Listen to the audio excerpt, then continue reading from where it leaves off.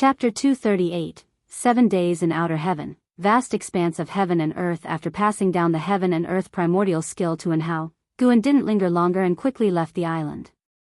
In the sky, he saw the distant ocean stirring up massive waves, originating from the place of his breakthrough. The spiritual energy he consumed during his breakthrough was enormous, causing the spiritual energy of heaven and earth to sink, inevitably shaking the ocean. Fortunately, that sea region did not have any human-occupied mainland. The demon creatures surviving there all had cultivation levels, so even if the island was flooded, they wouldn't die. Besides, the waves just swept across rather than raising the sea level. Guan just glanced at it and did not give it much thought, avoiding any burden on himself. He harbored good intentions and avoided harming innocent beings as much as possible. Still, if his cultivation inadvertently affected innocent lives, he couldn't help it, and he would not stop his progress. Upon returning to the Supreme Sect, Guan first wandered around the Mystic Valley. Lu Jiojia and the servant disciples were already accustomed to days without Guan. Although Guan often visited the Mystic Valley, everyone knew that his focus was on the inner sect's Medicine Valley, which they understood. Without Guan, they felt no pressure. Half an hour later, Guan arrived at the third Medicine Valley. Compared to the Mystic Valley, the third Medicine Valley was much livelier. Guan stepped down from the transmission array platform, looked around, and saw the past of every servant disciple before his eyes. A mortal spirit's century-long life was just a fleeting moment for him. Guan looked at an Exian, peering into her past, and sure enough, he saw his own figure. He could see the past of mortal spirits, and so could other carefree primordial immortals. This made him more grateful for his choice. Luckily, he stayed in the Supreme Sect. If he had roamed the world, the increasing causality would have attracted the attention of hidden carefree primordial immortals. If such transcendental beings found his growth speed unreasonable, it would have been troublesome. Guan walked to the wooden fence in the garden area, looked up, and found his vision far beyond before, feeling more and more that the great heavenly spirit land was vast. The name, Great Heaven and Earth, was indeed well-deserved. This continent was already vastly broader than Earth in his past life, yet it was like dust in the entire great heaven and earth. As his field of vision expanded, he saw more heaven and earth flying immortals coming and going. He could even see the scenes beyond heaven, a splendid star sea with breathtaking spectacles, with starry lights resembling celestial rivers, filled with countless stars like great waves sifting through sand, and gigantic nebulas like cosmic trees guiding all beings. Guan's gaze was drawn to the sun illuminating heaven and earth. Outside the great heaven and earth, there were not just one, but 7 enormous suns, orbiting around the great heaven and earth under some mysterious rule, allowing every place within it to maintain a regular pattern of 4 seasons and day-night cycles. With his eyesight, he saw that each of the 7 suns contained a mysterious being. They were colossal, with various forms, some were birds, others beasts, and even human-like figures, instilling awe. The sun's surface had a power barrier that prevented Guan from seeing their true forms, which also made lifespan detection impossible. Guan merely glanced before looking away, avoiding disturbing the beings within the suns. Carefree primordial immortals could easily cross the sky to the outer universe, but he didn't want to go for now. Staying at the Supreme Sect was good enough. He had no urgent enemies, so exploring was unnecessary. He could now roam the world freely. With the mystique of a carefree primordial immortal, if he wished, no life below a carefree primordial immortal would see or touch him. Guan looked towards the distant heaven and earth, his vision extending rapidly for countless miles. A vast expanse of ocean swept past his eyes. He saw more prosperous continents and scenes of life fighting, including wars, battles between immortal great cultivators, and giant spirit beasts revered as divine beasts roaming the world, with countless mortals kneeling in worship. There were also many places his vision could not penetrate, indicating that they might be home to carefree primordial immortals. Such places were either far from the mortal world or within extremely prosperous human or demon lands. Guan even saw a continent full of immortal beings, with the lowest cultivation being the Nirvana realm, which amazed him. Fortunately, that continent was incredibly distant. Even Nirvana realm cultivators would find it difficult to cross because the journey was fraught with dangers. He had just seen a loose immortal swallowed by a mysterious giant sea demon, an event that happened so suddenly. The loose immortal was just passing by at an immense speed beyond mortal sight, yet was still devoured, perishing instantly. Guan felt as if he was exploring. This kind of peering brought him novelty. The whole world seemed to reveal its true face before him, making him unable to stop. He did not know how much time had passed. Yu Yingying came beside him and asked, "What are you thinking about? Why have you been staring blankly for so long?" Guan withdrew his gaze, looked at her, and smiled gently. "I am thinking about how vast the star-sea congregations are, and how broad the world outside is." Yu Yingying laughed and replied, "If you want to go to the ocean, I can arrange it for you. As for how large the star-sea congregations are, even I, who was born there, am unsure. The sea area occupied by the star-sea congregations is thousands of times larger than this continent, and that's just my estimation." Guan nodded slightly. The territory of the star-sea congregations indeed exceeded the continent's size by thousands of times, but it did not seem vast to him because he could see even further. He wondered if there were carefree primordial immortals in the star-sea congregations. Guan thought that even if there were, they would not be in the mortal world.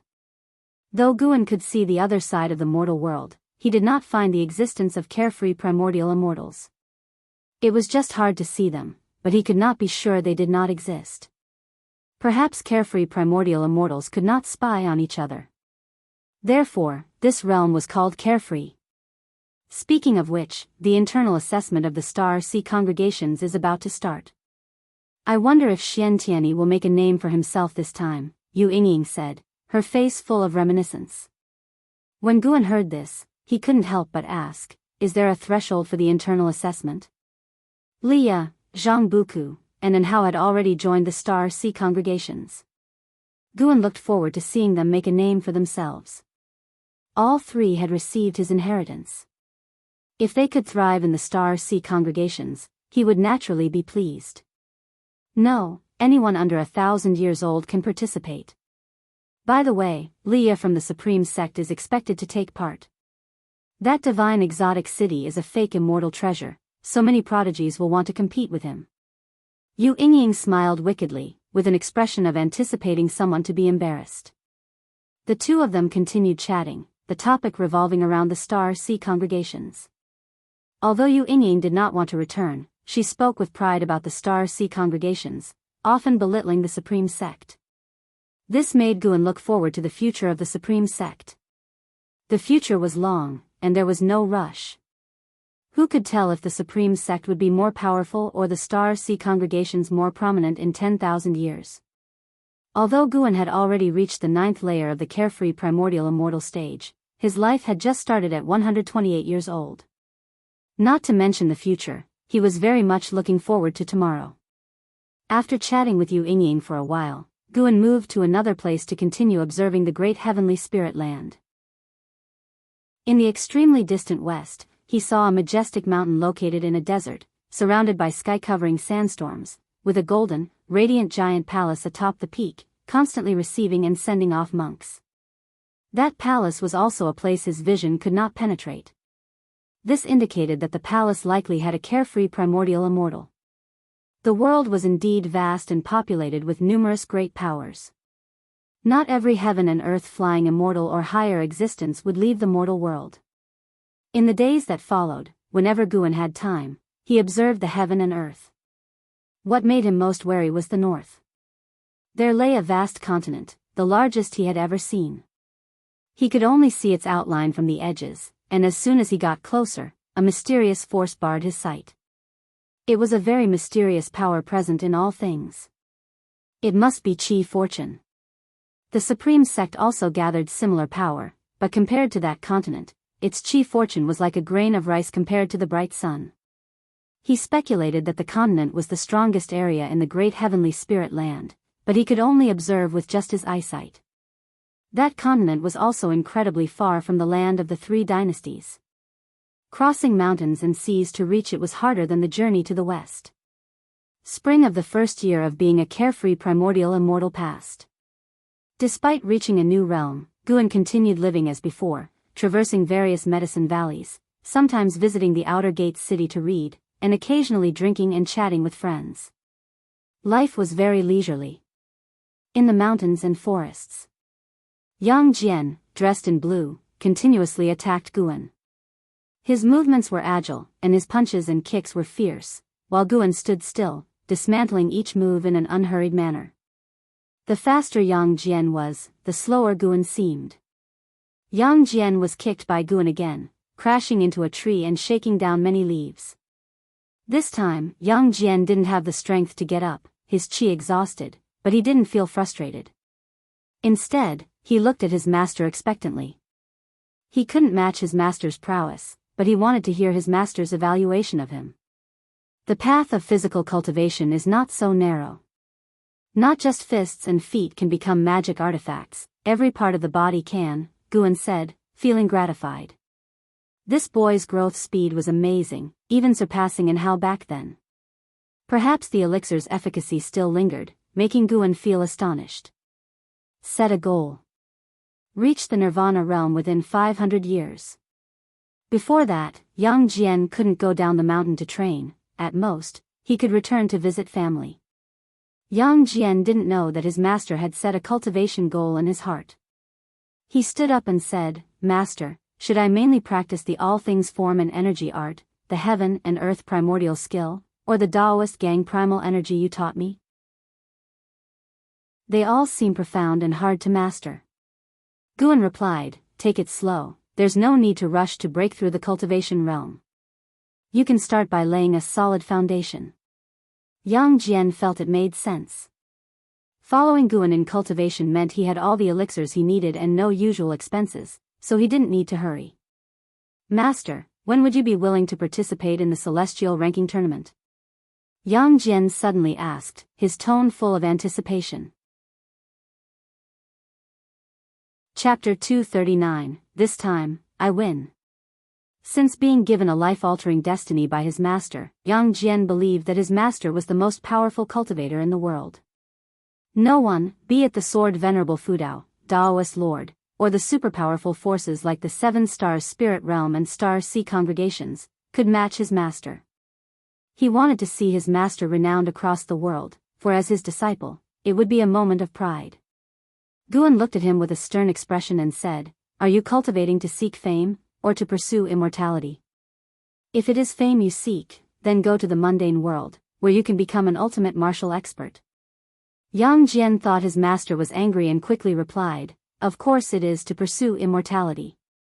Master, I was wrong. I was just curious after hearing other disciples talking about the ranking competition." Guan did not let him off so easily, using this opportunity to temper his character. In a heartfelt tone, he said, "Not to mention your current physique is against the laws of nature. If others learn about it, it may bring disaster upon you. There are many who are aware of their heavenly destiny. I am strong, but there are always others out there stronger than the likes of loose immortals. A cultivator should cherish what they already have rather than recklessly seize opportunities.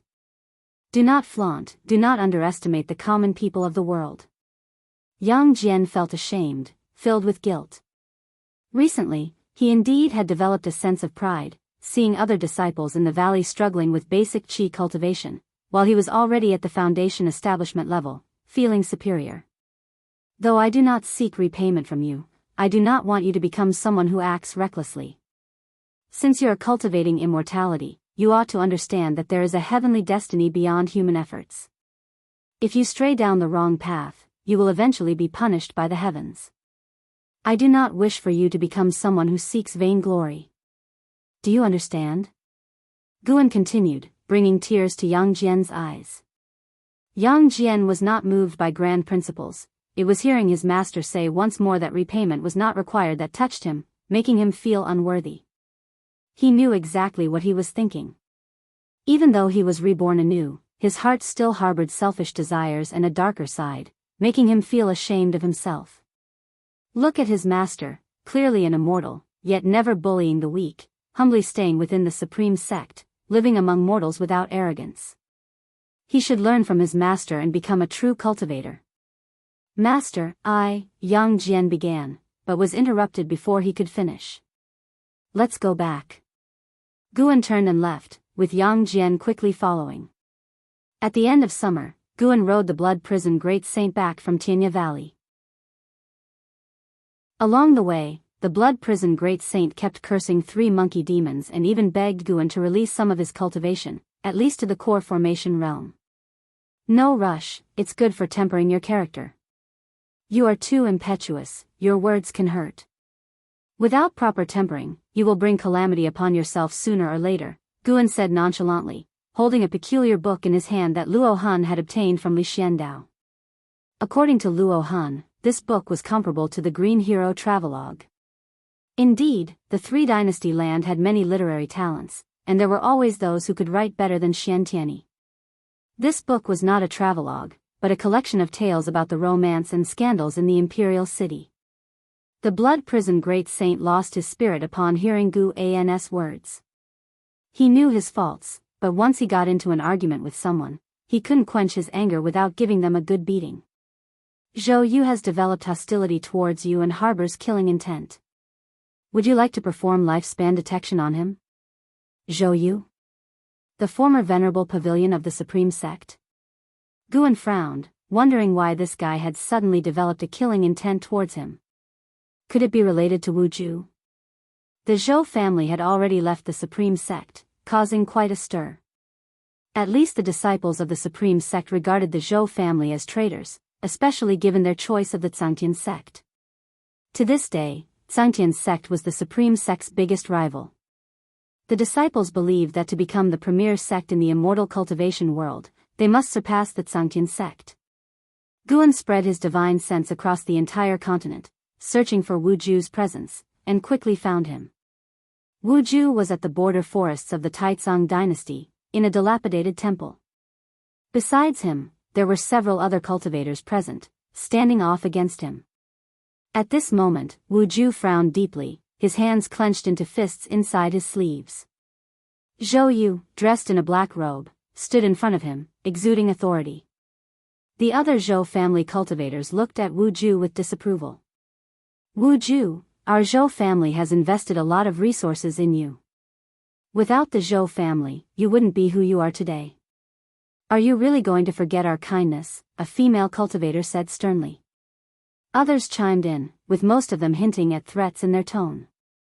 Wu Ju gritted his teeth and said, the Supreme Sect has also been kind to me. Wouldn't joining the Zhou family be a betrayal of that? Zhou Yu slowly spoke, Juer, although the world is peaceful now, more and more ocean cultivators are arriving. The immortal cultivation world will face a catastrophe sooner or later. As far as I know, even the sect leader and supreme elder do not know the true identity of Sword Venerable Fudao. If there ever comes a day when Sword Venerable Fudao leaves, the supreme sect would be quickly annihilated. Wu Ju firmly responded, impossible. Why would the supreme sect alone face destruction? Is the Zhangtian sect absolutely safe? Besides Sword Venerable Fudao, there are other great cultivators in the supreme sect. I believe the Supreme Sect is stronger than the Zhangtian sect. In saying this, he was severing ties with Zhou Yu, who now served the Zhangtian sect. Zhou Yu's expression turned ugly, and he said, think carefully, betrayal of the Zhou family will make you our enemy. Out of respect for our master-disciple relationship, I can let you go today, but in the future, I will kill you to uphold the Zhou family's reputation. Not only you, but anyone associated with you will die, such as your only brother in the Supreme Sect, Guan. Besides Guan, all your friends in the main city of the sect will also die. Zhou Yu truly did not want to let Wu Ju go, as Wu Ju's perception was too formidable. He believed Wu Ju could rival An Hao. The Zhangtian sect had no talent comparable to An Hao. Moreover, Wu Ju had no background and was alone. In the future, he could marry into the Zhou family, continuing the lineage of exceptional talent. Upon hearing this, Wu Ju's expression turned grim. He tried to keep calm, took a deep breath, and asked, since when did you start investigating me? When Zhou Yu mentioned Guan, Wu Ju panicked. So, the Zhou family still had spies within the Supreme Sect. Zhou Yu said calmly, from the day you became my disciple, I understood all your relationships. It's not too late to turn back now. You can even bring those you care about into the Zhangtian sect in the future. This time, he didn't mention Guan. Because he couldn't draw in Guan, knowing Guan was actually Panan and close to LV Badian. The thought that Guan could influence Wu Ju meant that LV Badian might be able to win over Wu Ju, inflaming his killing intent. Why should LV Badian have both An Hao and Wu Ju, these two peerless talents? Wu Ju fell into a struggle. If the Zhou family came only for him, he wouldn't be afraid. But since it involved Guan, he had to hesitate. His talent and perception were top-notch, and he believed he could become a world-shaking force. But he was still young and needed time to grow.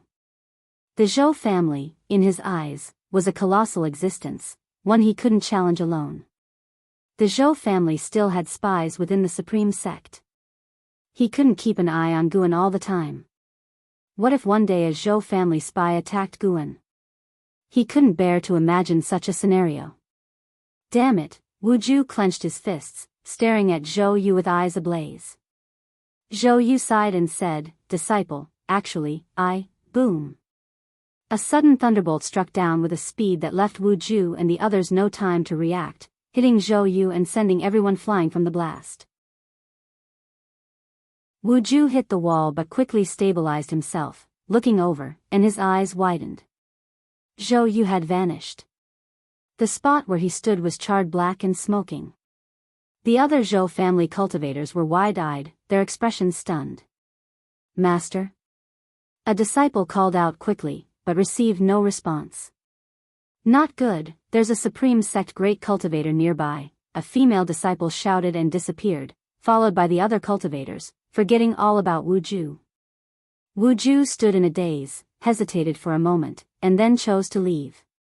On the way out, he couldn't help but wonder if Zhou Yu was dead or alive. Who could have struck that thunderbolt?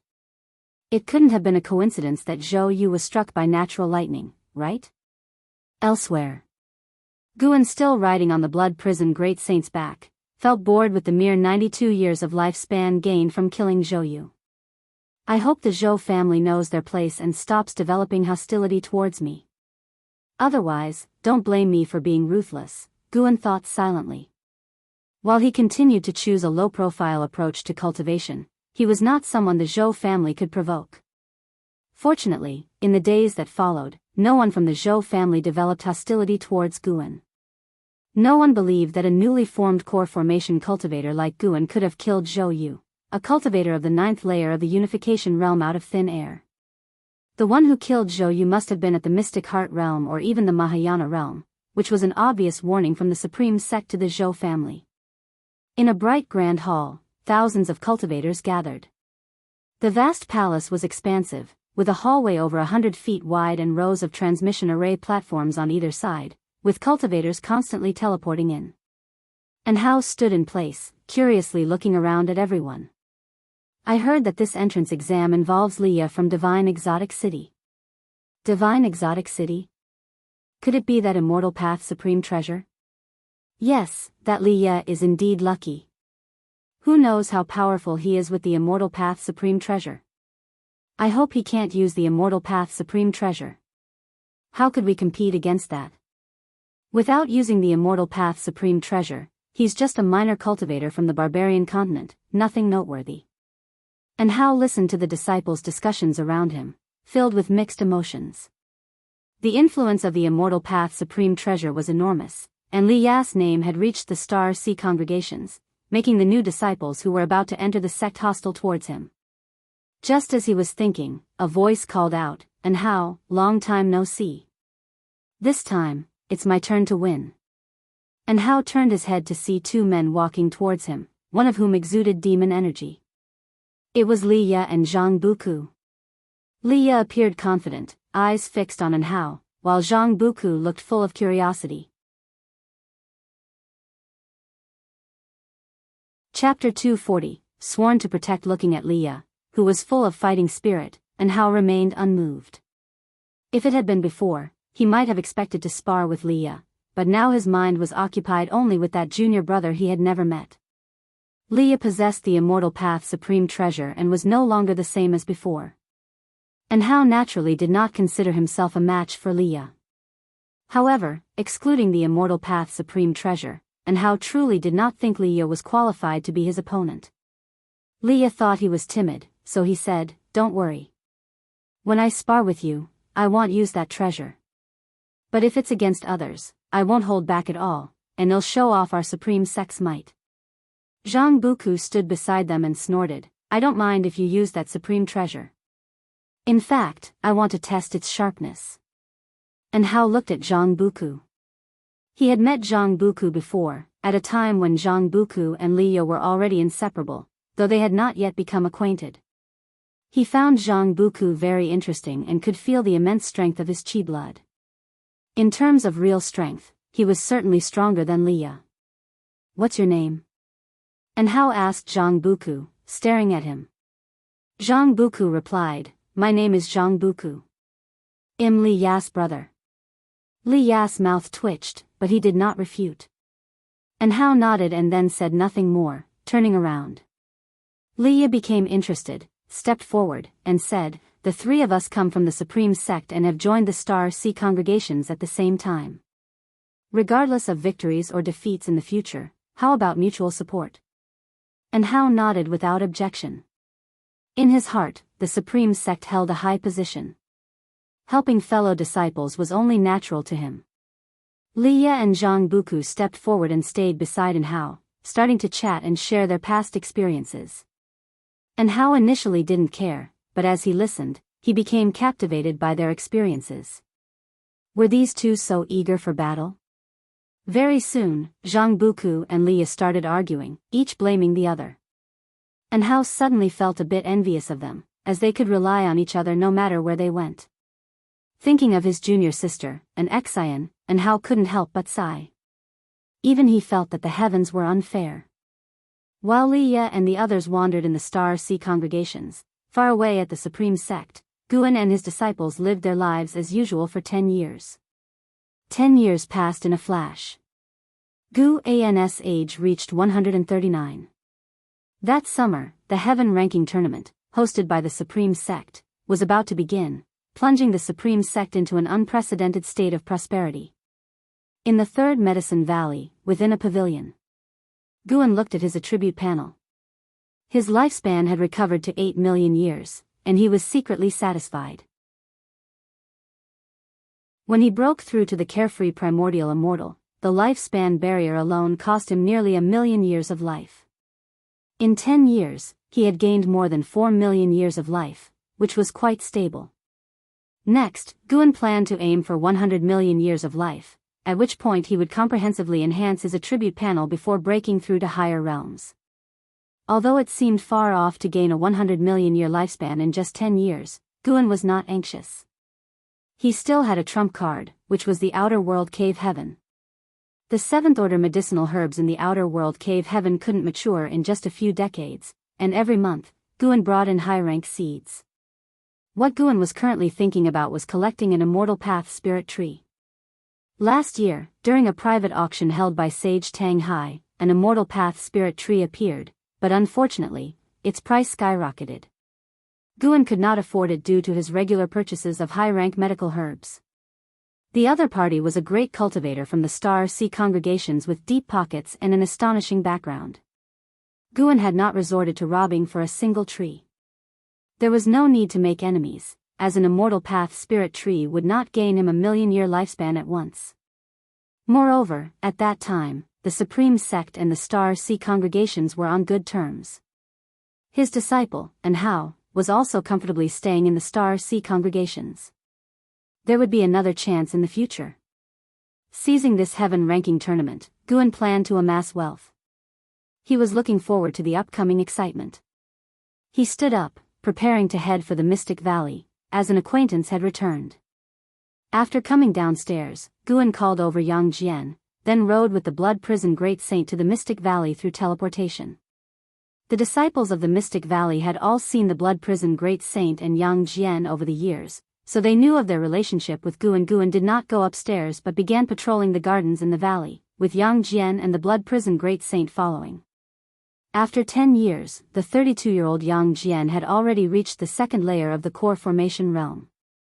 At such an age, with such cultivation, he was among the top-tier talents of the time. Considering that Yang Jian, at the age of 20, was only at the third layer of qi cultivation realm, his talent was immeasurable. Yang Jian still concealed his cultivation, appearing to be at the seventh layer of qi cultivation realm. Yang Jian, who practiced the all things form and energy art and the heaven and earth primordial skill, had an extremely powerful qi blood. Guan judged that cultivators at the nascent soul realm couldn't withstand his strength. With Gu An's teaching, Yang Jian had grown more steady, neither arrogant nor impetuous, showing the demeanor of a true disciple. I heard the Daoist lord of the Sainthood sect has arrived. Yang Jian chatted with the Blood Prison Great Saint about the Heaven Ranking Tournament.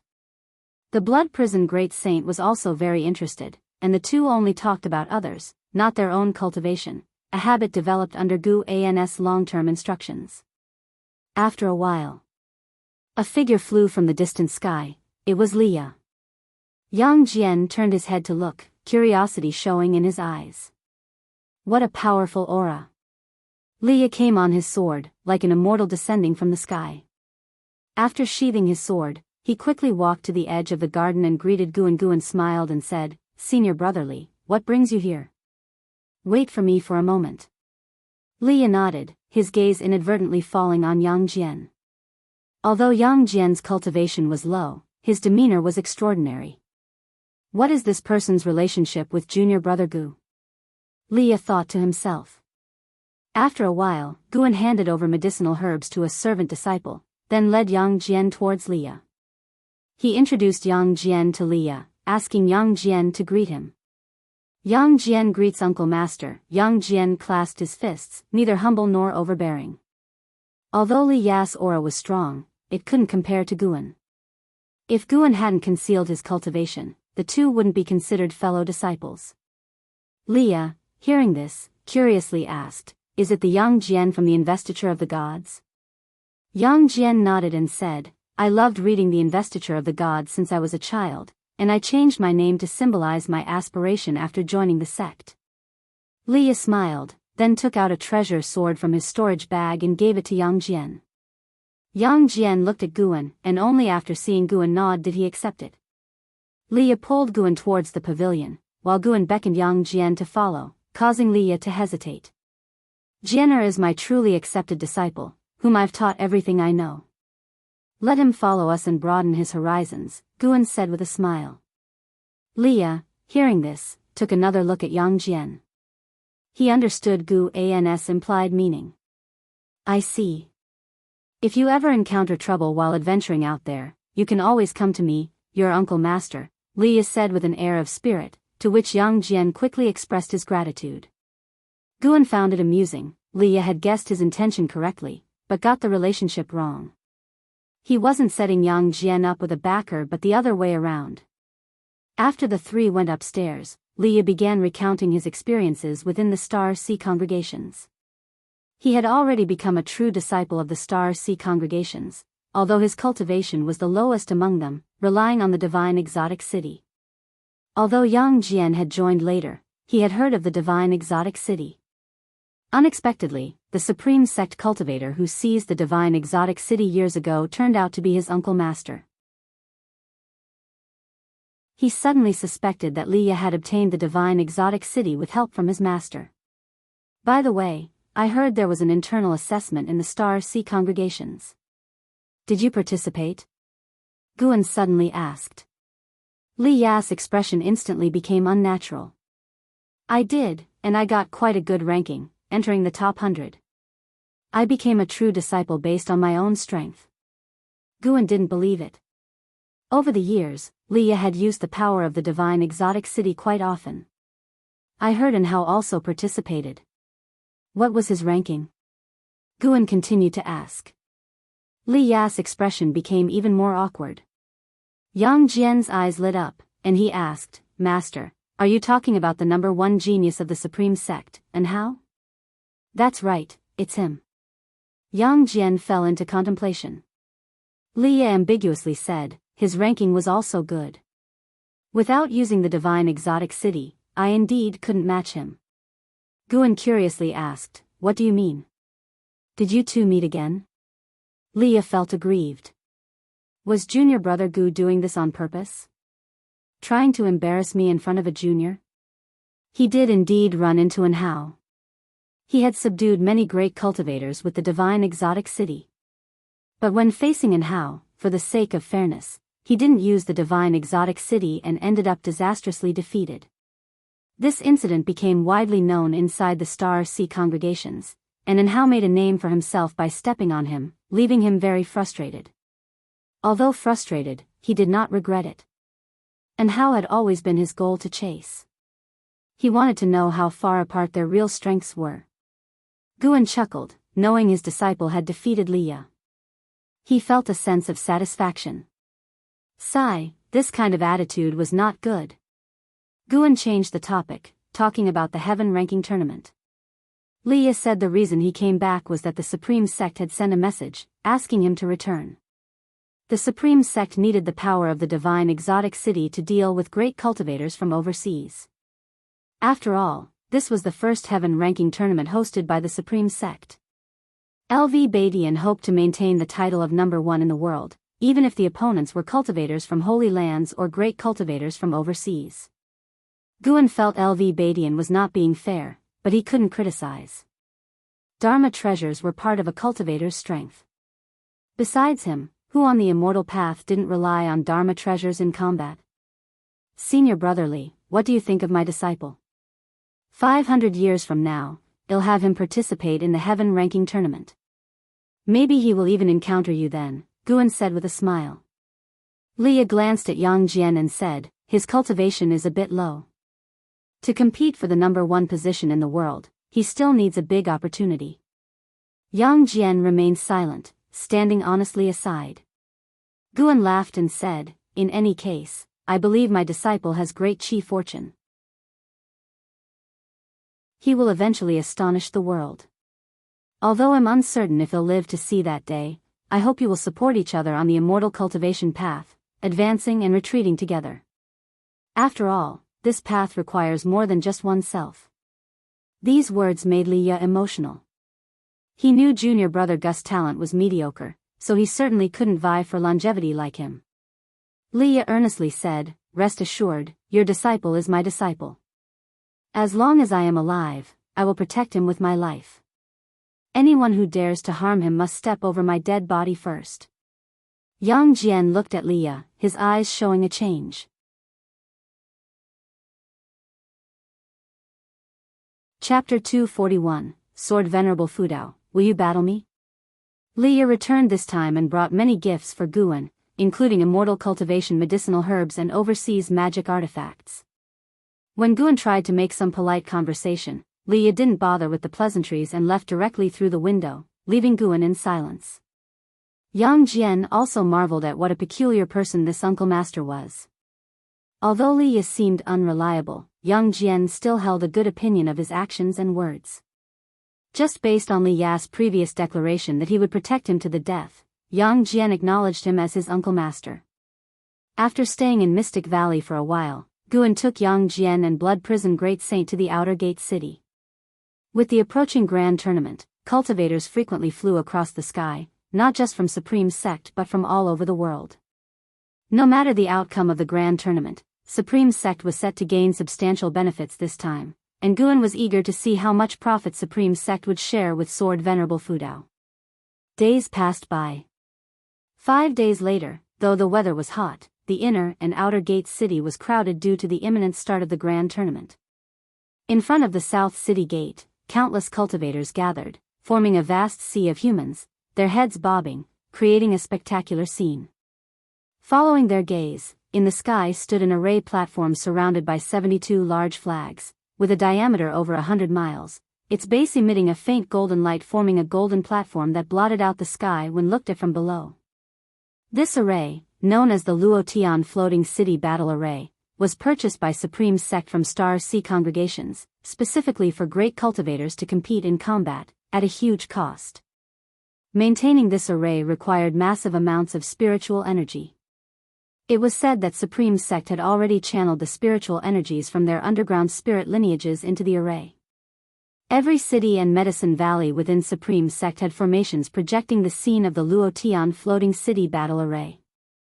These transmission formations were not very expensive, so even Mystic Valley had an array set up by Supreme Sect, allowing all disciples in the valley to watch the match. In the third Medicine Valley, over 900 disciples gathered in the pavilion area, some meditating on the ground, some sitting on benches, looking up at the light screen in the sky, waiting for the grand tournament to begin. Before the combat even started, the disciples were already excitedly discussing. Guan sat by a stone table, savoring pastries. Yang Jian, an Xian, Xiaochuan, and Yu Yingying sat at the same table, also discussing the grand tournament. The names of each great cultivator were mentioned from their mouths. Over the past decade, many oceanic great cultivators had established their fame in the three dynasties, making it uncertain who would claim the title of the world's number one. These ocean cultivators temporarily stayed in the three dynasties region, leaving many opportunities behind, promoting the development of the immortal cultivation world and establishing a reputation for virtue and greatness. Yu Yingying mentioned an ocean great cultivator named Yellow-Robed Immortal Lord. Yellow-Robed Immortal Lord claimed to be the reincarnation of an immortal, possessing vast divine skills. The Star Sea congregations tried to recruit him but were refused. His whereabouts were mysterious, like a dragon glimpsed but never seen fully. He liked to teach beings with mediocre talents, earning admiration. She believed Yellow-Robed Immortal Lord could claim the first position in the grand tournament. Xiaochuan couldn't help but say, "Why are these ocean great cultivators meddling in the grand tournament? Isn't this bullying?" Yu Yingying replied, "Although the three dynasties region is weak, the seven stars spirit realm in the mainland is not. As long as cultivators from the seven stars spirit realm participate, other great cultivators will be drawn in, all wanting to establish their fame by stepping over the seven stars spirit realm. Of course, there might be undercurrents I'm unaware of. This grand tournament is indeed unusual with so many great cultivators joining." An Xian nodded, saying, "It said there are 500 participants, with half coming from overseas. The three dynasties cultivators only make up a third. Besides Leah, the weakest among them is in the Mystic Heart realm." Many withdrew after seeing the participant list, leading to the current situation. Yang Jian remained silent, gazing at the illusion in the sky with yearning in his eyes. The title of the world's number one was certainly mesmerizing. Guan didn't join their discussion. He knew the level of participants in the grand tournament better than anyone. Currently, 5 loose immortals had gathered within Supreme Sect, the number of Nirvana realm cultivators reached 17, and there were over 100 Mahayana realm cultivators. If nothing unexpected happened, sects within the three dynasties couldn't hope to claim the first position in the grand tournament, or even make it into the top 20. The only hope lay with the supernatural cities Leah. Moreover, Guan sensed a wandering immortal's presence, hidden in the mountains outside Supreme Sect, purpose unknown. This grand tournament was no longer just a test among the immortal cultivation world of the three dynasties. Guan wasn't worried though. If Supreme Sect faced destruction, he would intervene. If they weren't in danger, he wouldn't act even if Supreme Sect lost. One must accept their inferiority. Until noon, the Luotian floating city battle array finally changed. The 72 large flags trembled, bursting with golden light, quickly forming a majestic palace, vast and transparent, allowing the outside world to see inside. Today, the first grand tournament of Supreme Sect will begin. I am LV Badian, the Supreme Sect leader, here to announce the rules of the grand tournament. It's all about winning. No killing. LV Badian's voice spread throughout Supreme Sect through the array light screens, silencing the hustle and bustle instantly. Guan turned his head, asking an Xian to bring over a few more plates of pastries, and an Xian immediately obeyed. After a while, LV Badian finished explaining the rules of the grand tournament and began announcing the first match. The first match today will be between the Zhangtian sect. Before LV Badian finished his words, a vast pressure engulfed Supreme Sect, interrupting him. Wait a moment. An aged voice echoed between heaven and earth. catching countless people off guard. Was someone going to interfere with the grand tournament? Yang Jian and the others beside Guan also tensed up. Before the grand tournament begins, could Sword Venerable Fudao have a match with me? I am Bai Luo, the island master of Jinghai Bai Luo Island, known as Sage Bai Luo. The aged voice's words caused a tremendous uproar within Supreme Sect. Someone dared to challenge Sword Venerable Fudao. Yu Yingying frowned, saying, Sage Bai Luo? How is he involved? Did he align with someone? Xiaochuan couldn't help but ask, what realm is Sage Bai Luo in?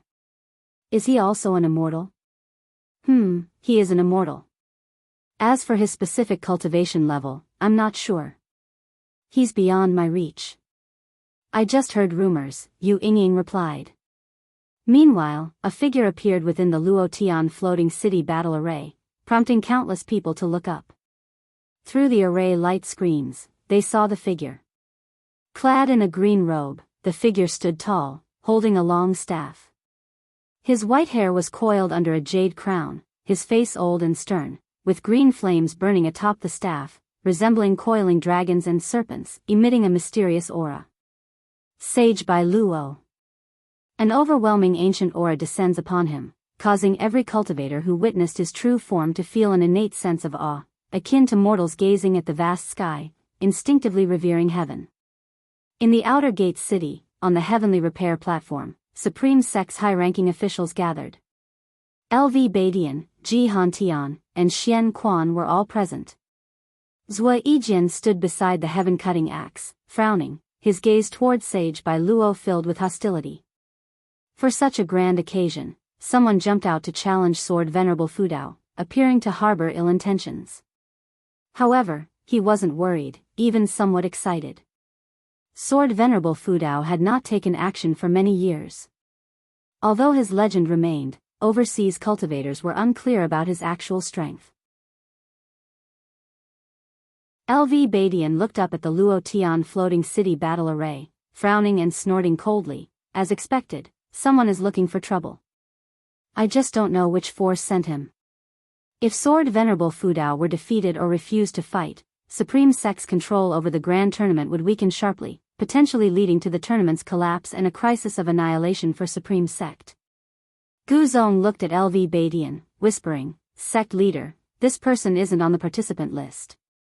LV Badian nodded, replying calmly, then let's wait and see. It's time for the overseas cultivators to witness his power. Other high-ranking officials in Supreme Sect also showed anticipation. Sword Venerable Fudao was not only invincible in the hearts of Supreme Sect's disciples, but also to these high-ranking cultivators. He quelled internal strife, slew demon ancestors, killed immortals, vanquished evil demons, and more. Sword Venerable Fudao's might wasn't just talk, it was established through battles witnessed by Supreme Sect's disciples. In the Third Medicine Valley. Just by listening to the disciples' discussions, Guan realized he couldn't avoid taking action. So be it, it had been a long time since he showcased his swordsmanship. Guan leaned against the stone table, swirling his wine cup with one hand, a slight smile playing at the corner of his mouth. Yang Jian, who had been observing his master, noticed the change in his master's expression and felt a shock in his heart. Could it be that Sword Venerable Fudao was his master? Having learned about Sword Venerable Fudao's legendary tales over the years, Yang Jian had often speculated about this. Could a sect hide two mysterious powerhouses surpassing all disciples? Sword Venerable Fudao, could it be that you dare not show yourself? Or do you look down upon someone from a remote island like me? Sage Bai Luo's voice rang out again, majestic and resounding. Hearing his mocking words, Supreme Sect's disciples were enraged, their anger surpassing their innate reverence. They began hoping that Sword Venerable Fudao would take action and teach this oceanic rogue a good lesson. Rumble, suddenly, the sky's weather changed, clouds churned, white clouds turned black, and the world darkened, prompting countless people to look up. Inside the Luo Tian floating city battle array, Sage Bai Luo also looked up, seeing the rolling thunderclouds. He snorted, shaking his long staff, and his vast mana erupted, forming two azure dragons coiling within the array palace. Their bodies spanned 100 miles, enough to silence all beings. The two azure dragons slowly lifted their heads, roaring towards the sky, their dragon cries echoing endlessly. It is said that Sword Venerable Fudao's swordsmanship is unparalleled in the world. Today, let's see if you can break my array. Sage Bai Luo's voice echoed again. He waved his sleeve, sending countless magic artifacts into the air between the two azure dragons. Wind and fire swirled, entangling the dragons, causing them to grow rapidly, their heads piercing the top of the Luo Tian floating city battle array.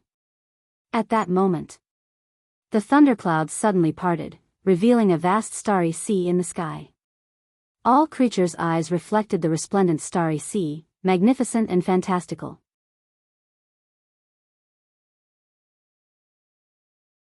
Chapter 242, The Sword Intent That Silences Heaven and Earth.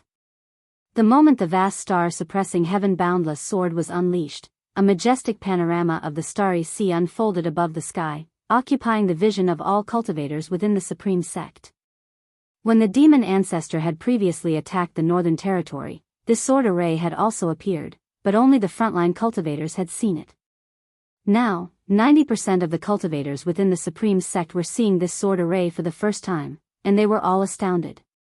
Especially the disciples who had joined the supreme sect in the past few decades, they were utterly stupefied. A sword array capable of changing the heavens, how many years of cultivation would it take to reach such a level?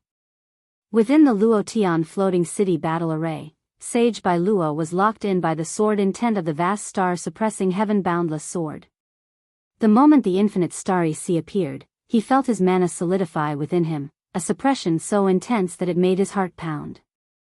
Sage Bai Luo's face paled, regret creeping into his heart. He had thought that Sword Venerable Fudao was merely a wandering immortal. After all, Sword Venerable Fudao had previously only slain loose immortals. Despite knowing he might not be a match for Fudao, he believed he could at least gauge his opponent's strength. Now, feeling the sword intent of Fudao, he was reminded of the insignificance he felt 1,000,000 years ago. The gap between them was immense, at least a full major realm apart. He was a wandering immortal, so Sword Venerable Fudao must be. Heaven and earth, Sage Bai Luo muttered through gritted teeth. This time, he did not call out to heaven and earth, knowing he couldn't escape and had no choice but to fight to the bitter end. After a brief moment of silence, the Supreme Sect exploded in an uproar. Countless disciples of the Supreme Sect raised their arms and cheered. The high-level cultivators on the heavenly repair platform were equally excited, with Zui Yijian beside the heaven-cutting axe even kneeling down in a posture of devout worship. In the Third Medicine Valley, over 900 disciples were similarly excited, shouting the name of Sword Venerable Fudao. Yu Yingying saw Sword Venerable Fudao in action for the first time, her small mouth agape with an expression of incredulity. Yang Jian was also frightened. What kind of sword array was this? Too exaggerated. He couldn't help but look at Guan, who also wore a shocked expression. Could Sword Venerable Fudao not be his master? Indeed, he had not sensed his master's mana dissipating. Pay close attention and see how much you can comprehend. Gu An's voice suddenly reached Yang Jian's ears, making him widen his eyes in astonishment. Was his master really Sword Venerable Fudao? This sword array. How did he accomplish it? He didn't see him make a move. Already having formed his core, Yang Jian felt he had a deep understanding of immortal cultivation, but today, his master's technique overturned his comprehension. The vast star-suppressing heaven-boundless sword was high above, far from the Third Medicine Valley. No one would have thought that Sword Venerable Fudao was hiding here. Yang Jian had thought that Sword Venerable Fudao was up in that vast starry sea, overlooking all beings. At that moment, the stars in the vast sea burst into light, and one by one, stars began to fall, more and more, densely packed, with a momentum that suggested the sky was collapsing, bringing the clamor of heaven and earth to a sudden halt. All beings looked up, their eyes wide and silent, as if witnessing an immortal phenomenon. Countless stars fell, bursting with sword chi, causing the trees of the mountains and rivers to sway violently, and dust to be swept away into the distance. Within the inner sect city, Leah stayed in a courtyard, looking up at the vast star-suppressing heaven-boundless sword, secretly alarmed. Could the Taizong divine shocking sword reach such a degree? He turned his head to look at the divine exotic immortal spirit on his shoulder and asked, could divine exotic city withstand this sword with its power? Withstand? I almost got killed by him and you're asking me that? The divine exotic immortal spirit, feeling the sword intent from the sky, could confirm that sword Venerable Fudao was indeed his master. He replied, not sure. His voice, full of childishness, contrasted sharply with his inner thoughts. Leah continued watching the light screen in the sky, wanting to see if Sage Bai Luo could withstand a single strike from sword Venerable Fudao. Facing the endless stream of star sword energy, Sage Bai Luo shouted angrily, raising his staff as surging mana flowed into two azure dragons, which were wreathed in fierce flames and strong winds as they soared into the sky. The dragon's roar exploded. Countless people held their breath. Numerous streams of star sword energy fell, colliding with the dragons in midair. The gigantic azure dragons, ridge-like, were blocked abruptly. Starting from the dragon's head, they were shattered one after another, dissolving into azure winds sweeping across the world. In an instant, the two azure dragons were obliterated by the star sword energy. The power of the sword chi was unstoppable. Sage Bai Luo was illuminated by the sword light, his eyes widened, filled with fear. As the relentless star sword energy poured into the Luo Tian floating city battle array, a resplendent sword light erupted, causing heaven and earth to lose color, and countless beings to close their eyes. Blinded, only the sound of the wind could be heard.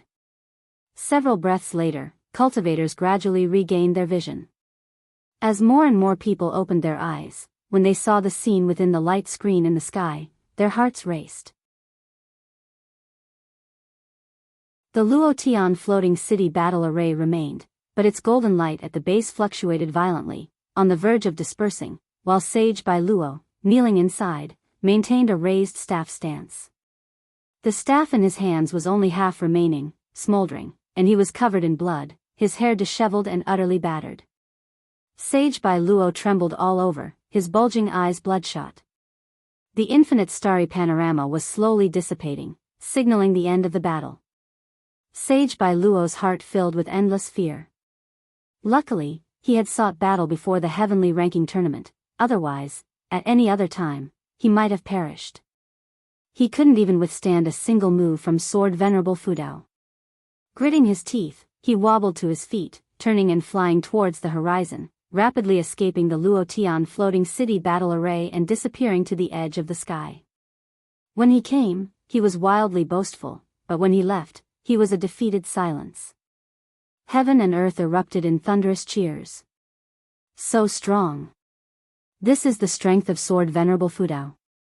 That Sage Bai Luo was so arrogant before, who would have thought he'd be defeated so completely? If the sect leader hadn't set the rules, I bet he'd be dead. No kidding, once sword Venerable Fudao makes a move, who can survive? It said the vice sect leader survived, could he also be an immortal? Disciples of the Supreme Sect jeered at Sage Bai Luo and praised the overwhelming power of sword Venerable Fudao.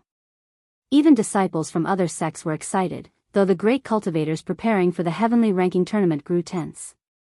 After this battle, they dared not act recklessly. The sword intent just now had snuffed out any fighting spirit. The morale of the Supreme Sect soared, the sect bustling as if celebrating the new year. Once the sword intent illusion above the sky completely disappeared, the Luo Tian floating city battle array also returned to its full state. The first match of the heavenly ranking tournament, Zhou Zhu of Heaven Sect vs Gu Xian of the Supreme Sect. LV Baishan's voice rang out again, this time brimming with dominance, as if he were sword Venerable Fudao himself.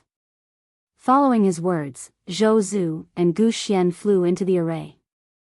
Zhou Zhu's face was complicated, while Gu Xian looked spirited.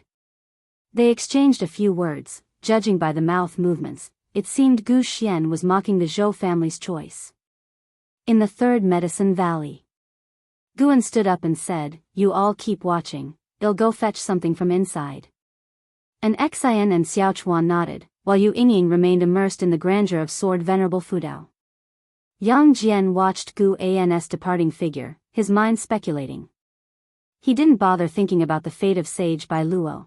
Instead, he began to recall the magnificence of the vast star-suppressing heaven-boundless sword. He had thought that executing sword Dao required a sword, but his master had neither drawn a sword nor moved an inch earlier, yet a sword array was created by mere thought? Unbelievable. Yang Jian felt a surge of hot blood in his chest. One day, he too would create such divine skills. Covered in blood, Sage Bai Luo swiftly flew off the continent, unable to calm his heart, fearing that sword Venerable Fu Dao might pursue him. At the same time, his eyes were filled with rage. Damn the 7 stars spirit realm for such inaccurate intelligence, no wonder they sent me as cannon fodder, despicable. Sage Bai Luo thought hatefully as he cursed the 7 stars spirit realm. He took out an elixir and quickly swallowed it, speeding up his flight. As he passed an island, a hand suddenly landed on his shoulder, his face changed dramatically, and before he could react, an immense force he had never felt before pressed down, causing his body to plummet rapidly. Boom! Dust erupted from the forest in the depths of the island, causing the entire island to quake, with waves surging on the surrounding sea. The dust cleared, trees lay toppled, and a massive crater appeared. Under the sunlight, Sage Bai Luo knelt within the crater, a dark purple demonic hand on his shoulder. Looking back, it was Guan in the 9 extremes yin-yang body state. Sage Bai Luo was terrified, struggling to look back, his pupils dilated in shock. He couldn't stand up, nor could his primordial spirit emerge. At that moment, he was like a mere mortal, powerless to resist. His terror peaked, and despair cloaked his heart. Sword Venerable. Sage Bai Luo stuttered, but before he could finish, a terrifying divine sense surged into his mind, causing his eyes to lose their luster. The sea breeze blew, scattering the nearby dust and fluttering Sage Bai Luo's tattered robes. Guan used the soul-capturing skill to search Sage Bai Luo's memories. Not long after, he retracted his divine sense, his right palm igniting with 3 pure ones true fire, swiftly enveloping Sage Bai Luo. Even though Sage Bai Luo was just a tool, daring to provoke him meant death. If Guan had not been a match for Sage Bai Luo today, he would have been the one to die. In a saying from his past life, showing mercy to one's enemy is being cruel to oneself. Guan conveniently took Sage Bai Luo's storage ring, but his mind dwelled on the 7 stars spirit realm. The force behind Sage Bai Luo's probing of sword Venerable Fu Dao was indeed the 7 stars spirit realm. However, in Sage Bai Luo's memories, there was no encounter with an actual cultivator of the 7 stars spirit realm, only a ghost meeting him for the discussion. As long as Sage Bai Luo agreed, after the mission, the 7 stars spirit realm would offer him an opportunity to listen to Dao lectures. What specific Dao, the memories didn't specify, but judging by Sage Bai Luo's excitement, it must be extraordinary. Could it be the lectures of the heaven and earth flying immortal? Could there be a carefree primordial immortal in the 7 stars spirit realm? Guan fell into contemplation. Regardless, after today, the 7 stars spirit realm would be fully targeting sword Venerable Fu Dao. It was necessary to probe the depths of the 7 stars spirit realm. If there was no carefree primordial immortal, it must be eradicated. Gu An's heart harbored killing intent. Without exterminating the 7 stars spirit realm, he wouldn't feel at peace. Chapter 243 The pressure from sword Venerable Fu Dao in the 3rd Medicine Valley. Guan went downstairs and returned to the stone table, where he watched the grand battle of the Tian Bang tournament with the disciples. Killing Sage Bai Luo earned Guan a lifespan of more than 7,000 years, which wasn't too bad. Sage Bai Luo was over 70,000 years old. He hadn't broken through a minor realm in over 10,000 years, so he had been searching for immortality opportunities for many years. The 7 stars spirit realm targeted his needs to lure him into action. Guan did not sympathize with Sage Bai Luo. People always have to take responsibility for their choices. What he was considering now was how to deal with the 7 stars spirit realm. If the 7 stars spirit realm hadn't plotted against him, he might not have confronted them. After all, delaying time was more beneficial to him. The first match of the Tianbang tournament had not yet ended. It was difficult for great cultivators of the same realm to determine a winner. Gu Xian and Zhou Zhu both had Mystic Heart Realm cultivation and evidently had a real grudge, using all their skills to the fullest, providing a feast for the spectators' eyes. It is said that the Zhou family has withdrawn all its disciples from the Supreme Sect, while the Gu family has done the opposite, fully supporting the Supreme Sect. Both sides are clashing, likely hiding a battle of pride. With Sword Venerable Fudao around, how could the Zhou family be so short-sighted? Who knows what kind of bewitching potion that Sainthood sect gave the Zhou family? It is said that until now, Sword Venerable Fudao has not attacked other sects, so those sects might hold on to illusions, thinking they have a chance to win him over. The combat between Mystic Heart Realm cultivators is already so fierce, I cannot imagine what the battle between Mahayana Realm cultivators would be like. The Supreme Sect was abuzz with discussions about the Tianbang combats, and the grudges between the Zhou family and the Supreme Sect spread throughout cities and towns. And Xian and Xiaochuan, who were beside Guan, were discussing this matter. Yu Yingying from the Star Sea congregations ridiculed the Zhou family for their stupidity in believing that Sainthood sect's nonsense. In her view, the only reason Sword Venerable Fudao stayed at the Supreme Sect was due to a sense of affinity. The combined resources of the Three Morning Land couldn't possibly entice him. Yang Jian was also pondering what charm the Supreme Sect had to keep his master there. The first match of the Tianbang tournament concluded with Gu Xian's victory. As the host, the Supreme Sect gained considerable prestige, even the overseas cultivators had to change their views on them. Though the foundations of the Supreme Sect were still weak, the sect's momentum was now unstoppable. The second match was between overseas cultivators. Guan suspected that LV Badian manipulated it again, but it didn't matter much, as the Tianbang tournament was a knockout competition. When they lose, they are eliminated. For those aiming to win first place, they only cared about the final victory. Even if other cultivators had opinions about the rankings, they could not afford to lose face in front of the world. This match, a combat between Mahayana Realm cultivators, was magnificent, with spells and divine skills displayed in grandeur, causing the bottom of the Luotian floating city battle array to glow with a rainbow of light. The Mahayana Realm cultivators' battle lasted nearly 2 ancient hours before a winner emerged. Most spectators did not find it tedious and remained excited. The Tianbang tournament continued day and night. Even at night, there were combats. On the third day, Yilan and Zhenqin came to find Guan to watch the battle together. They had learned that there was a match involving Liya today, so they wanted to witness Li Ya's divine skills together. Yilan sat beside Guan, reminiscing about their days in the Mystic Valley. Recalling the past, neither she nor Zhenqin could have imagined reaching today. Whether it was Yilan or Zhenqin, they had thought reaching the Foundation establishment realm in their lifetime would be good enough. But now, with their opportunities, both had achieved divinity transformation. Considering only their age, they were undoubtedly rare geniuses, but they knew they were not true geniuses, so they remained humble and filled with reverence for immortal cultivation. Guan also fell into memories.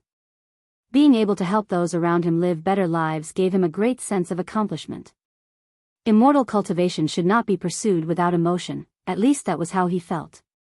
As noon approached, it was finally Li Ya's turn. When the ancient sect called out Li Ya's name, a deafening cheer erupted throughout the Supreme Sect. The name of divine exotic city had long resounded across the world. Although Li Ya's talent wasn't as great as in Hao's, no one underestimated him because of his immortal path supreme treasure. Li Ya's return clearly meant to help the Supreme Sect contend for the first place in the Tianbang tournament. How could the disciples not cheer for him? Listening to the cheers from all around, a smile appeared on Gu An's face. 100 years ago, before leaving the Mystic Valley, Li Ya had boasted that he would one day be famous worldwide. Today, he achieved his ambition. I hope 1,000 years from now, you will stand at an even higher place and have more people cheering for you, Guan thought as he looked at Li Ya in the sky display. People's characters and pursuits differ, leading them to choose different paths. Guan desired longevity, and before reaching the other shore of longevity, he couldn't comfortably enjoy fame. Li Ya was different.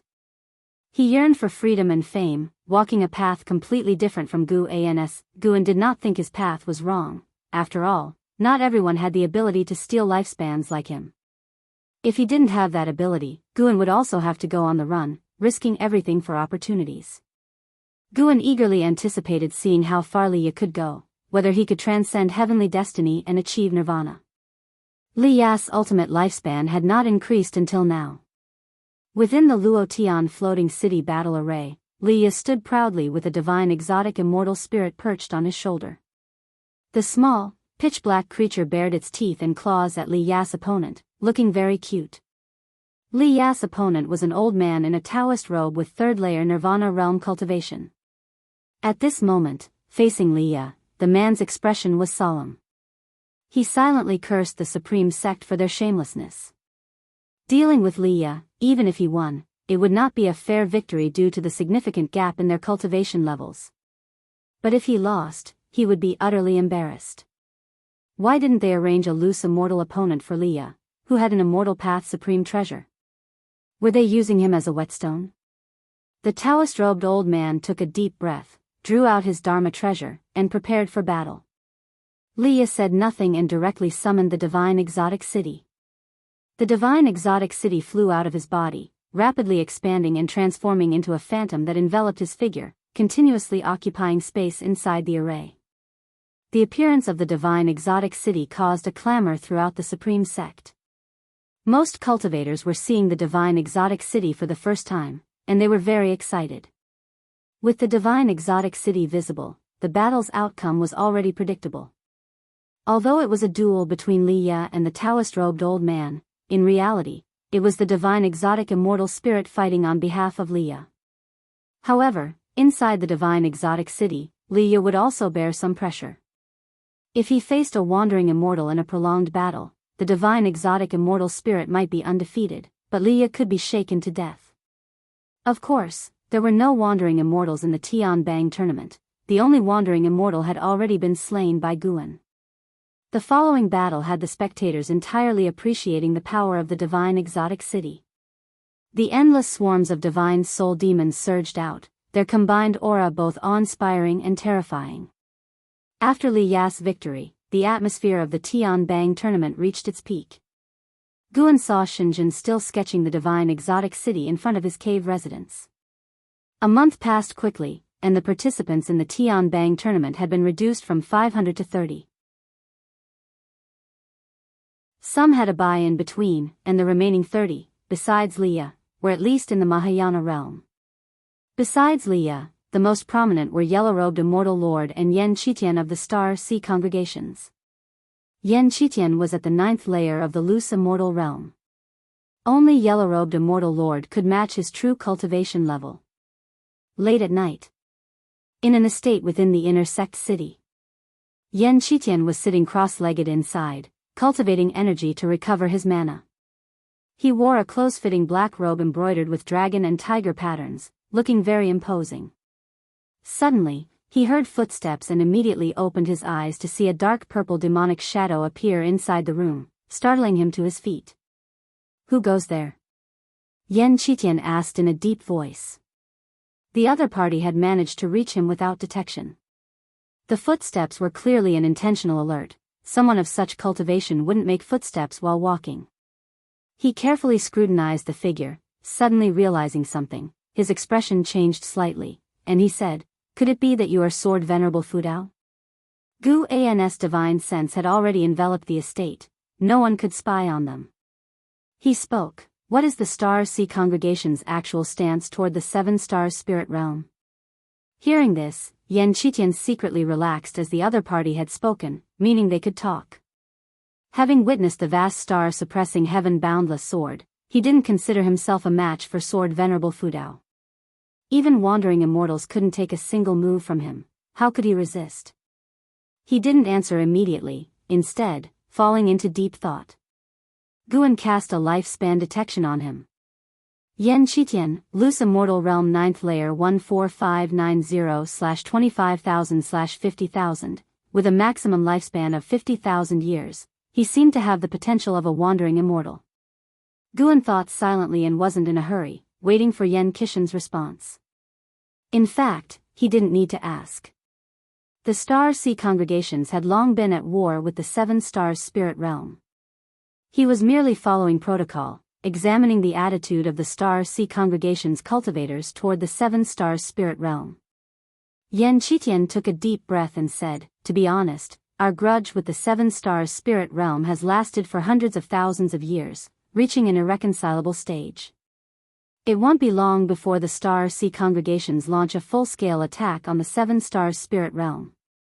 He organized his thoughts about the happenings on this continent, feeling that Sword Venerable Fudao was against the Seven Stars spirit realm. When Xiantiani of the Supreme Sect returned to the Star Sea congregations, he had spoken ill of the Seven Stars spirit realm everywhere. Guan said, "After the Tian Bang tournament ends, return to the Star Sea congregations and collect all information on the Seven Stars spirit realm for me, especially regarding the cultivation realms of their cultivators.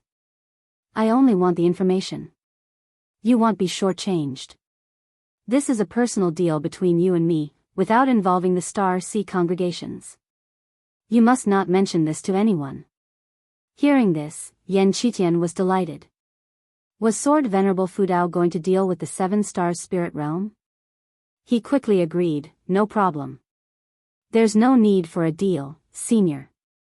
I'll collect the information for you for free. The Seven Stars spirit realm is not only your enemy but ours as well. But it's best not to inform the Star Sea congregations about this, at least not for now."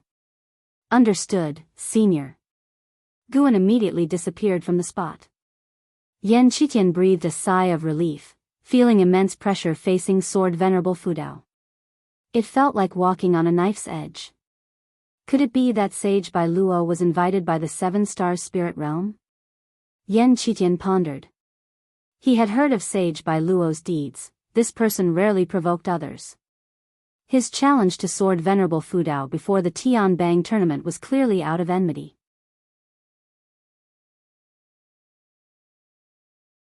Chapter 244. Are you really in the energy cultivation realm? The struggle for the top 30 in the Heavenly List tournament became even more intense than before. At this stage, opponents of the same realm required a long time to secure victory, unless there was a significant disparity in their minor realms. Days passed by. The number of cultivators coming to the Supreme Sect to watch the tournament grew, and the entire immortal cultivation world was discussing the Heavenly List tournament. Cultivators who displayed their talents in the tournament became famous worldwide and were revered by countless cultivators. After half a month, 15 cultivators remained in the Heavenly List tournament. Xiao Dai from the Supreme Sect advanced again without contest, successfully entering the top 15, causing much discussion among the cultivators. Everyone could see that the Supreme Sect was protecting Xiao Dai, but his Xiao family came from the Seven Stars spirit realm, which made many hesitate to openly question him. Leah also successfully entered the top 15, but his condition was worrisome. The high-intensity combat had continuously inflicted internal injuries on his physical body, and fighting between mortal spirits and immortal spirits also harmed the soul. Everything has its pros and cons. Guan didn't help Leah too much, as he needed Leah to respect the power far beyond his own. Nevertheless, the Supreme Sect had succeeded, as there were no cultivators from the Zhangtian sect in the top 15. Apart from the Supreme Sect, the best rank among the three dynasties sects was 29th, held by a Daoist lord of the Zhangtian sect. With 2 cultivators from the Supreme Sect in the top 15, it solidified their position in the immortal cultivation world of the 3 dynasties. Another 10 days passed, and only 8 cultivators remained vying for the top spot in the Heavenly List. The Supreme Sect held 2 places, represented by Li Ye and Xiao Dai, who advanced by default. In the battle of the top 8, Xiao Dai fell in the first match, stopping at the 8th position. Li Ye, relying on Divine Exotic City, advanced to the top 4 but ultimately stopped at 4th place. His chi was exhausted, and he fainted on the battlefield after just summoning the army of divine soul demons. The disciples of the Supreme Sect weren't disappointed but rather admired Li Ye. Li Ye, barely over 100 years old, shouldered the honor and mission of the entire sect. Reaching 4th place in the Heavenly List tournament was already commendable. In the previous Golden List tournament, Liya encountered and how early and didn't even make the top 500. This time, winning third place, Guan thought he should have no regrets. As Guan had speculated, the final contenders for the top spot in the heavenly list were the yellow-robed immortal lord and Yan Qitian. Their grand battle lasted 3 days and 3 nights, finally ending with Yan Qitian conceding defeat. The supreme sect remained bustling, and the tax revenue from various resource transactions delighted the sect leaders. The first heavenly list tournament was highly successful. Other sects couldn't easily imitate such grandeur. Only until autumn did the supreme sect regain its peace. Before leaving, Liya visited Guan. They chatted for 2 ancient hours before Liya departed with grace. This time, he truly became a hero, gaining great renown. In the immortal cultivation world of the 3 dynasties, his fame overshadowed both the yellow-robed immortal lord and Yan Qitian, because he was one of their own and due to his age and legendary experiences. These matters had little to do with Guan. The heavenly list tournament was just a minor episode for him. What truly pleased him was that the supreme sect had obtained the storage bag before the heaven-cutting axe. It was the highest-grade storage bag, containing an immense amount of spirit stones. After calculating, he felt that the supreme sect had not deceived him, showing great sincerity. The disappearance of that storage bag also thrilled the higher-ups of the supreme sect, as they believed it signaled an even closer relationship with Sword Venerable Fudao. The supreme sect acted swiftly, and the roster of the heavenly list tournament quickly spread throughout the immortal cultivation world, distributed freely. Through the roster, they learned about the origins and formidable cultivation levels of the heavenly list great cultivators. Unconsciously, the supreme sect's image became even grander in their minds. To summon so many immortals for combat, the supreme sect was undoubtedly the premier sect in the immortal cultivation world. In the Taizong dynasty, Zhangzhou, in the palace garden, Li Xiandao, clad in a dragon robe, sat at a table, perusing the heavenly list, and softly praised, "The supreme sect is ruthless with this move. With this roster, the world will believe the supreme sect has the power to summon immortals." Sitting across from him was a woman, Jiang Qiong. Behind Jiang Qiong stood 2 figures, 2 ghost cultivators from the 9 Nether 13 Evil, while behind Li Xiandao stood 2 great cultivators, one of whom was Yi Luyun, who had once cultivated in Tianya Valley. Jiang Qiong chuckled, "Isn't your majesty the one who truly benefits? Prince Li Ya's name is renowned worldwide now. Who doesn't know he is your son?" Speaking of Li Ya, her feelings were complex. She and the ghost mother of Ephemera had wandered divine exotic city, nearly dying, only for a younger generation to obtain it. How could they not feel envious and dejected?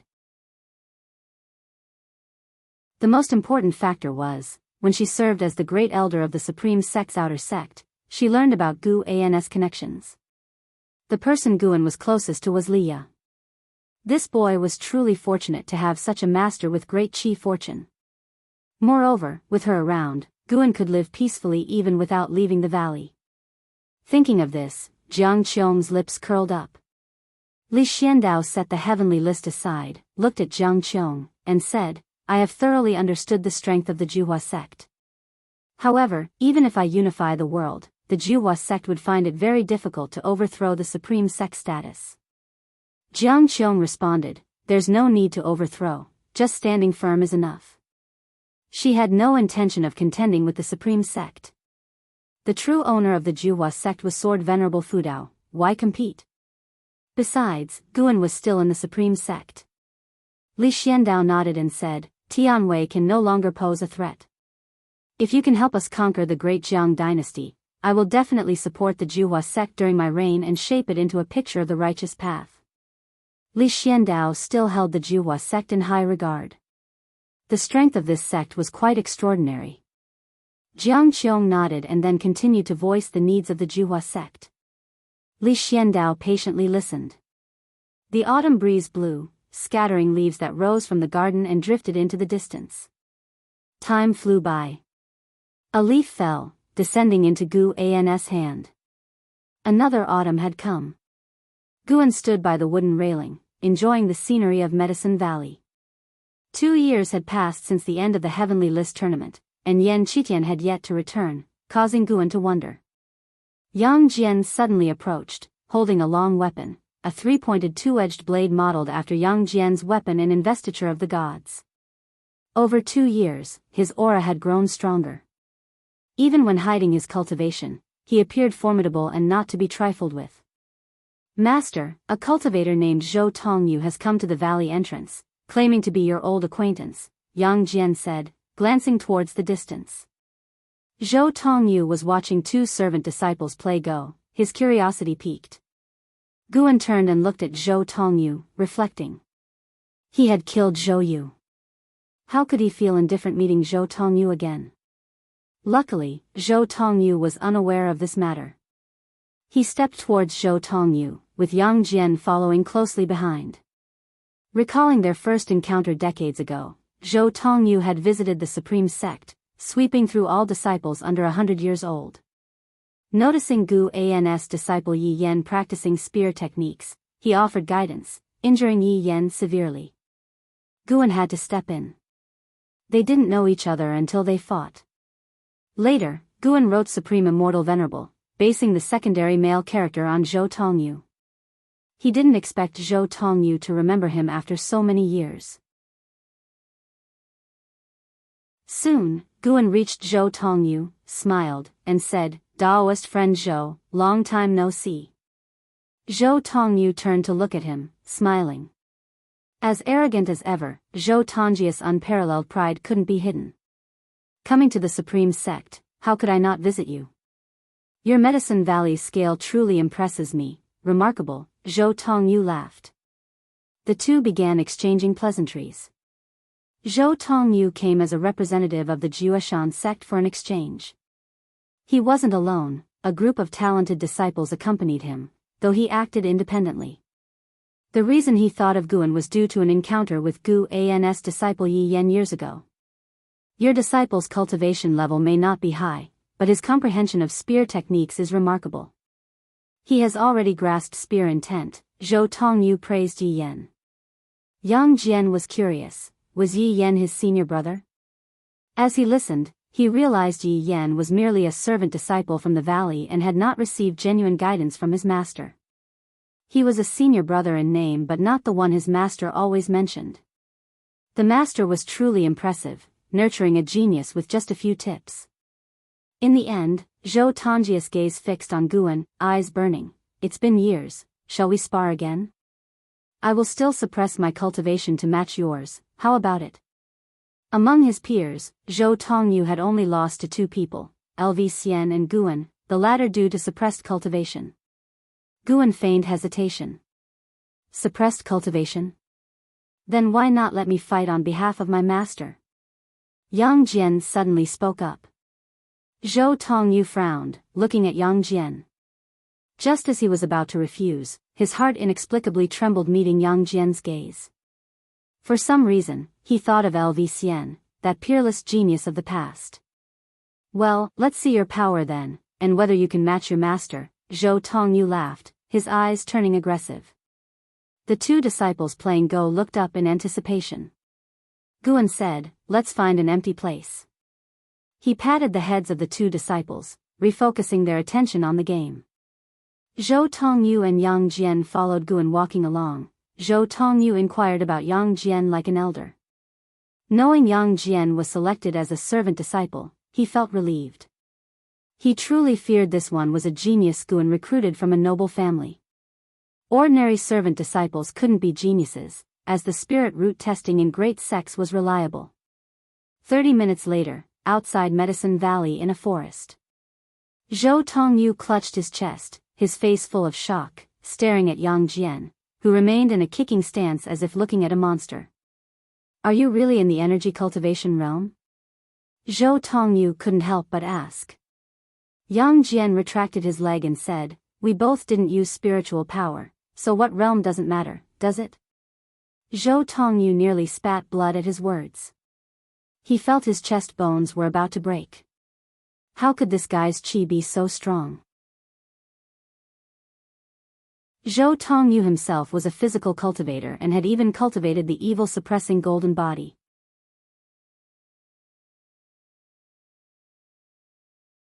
Chapter 245, heaven and earth flying immortal, is it very powerful? Again. Zhou Tongyu gritted his teeth.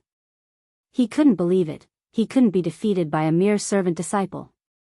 It was said that the Supreme Sect's Chi fortune had been soaring in recent years.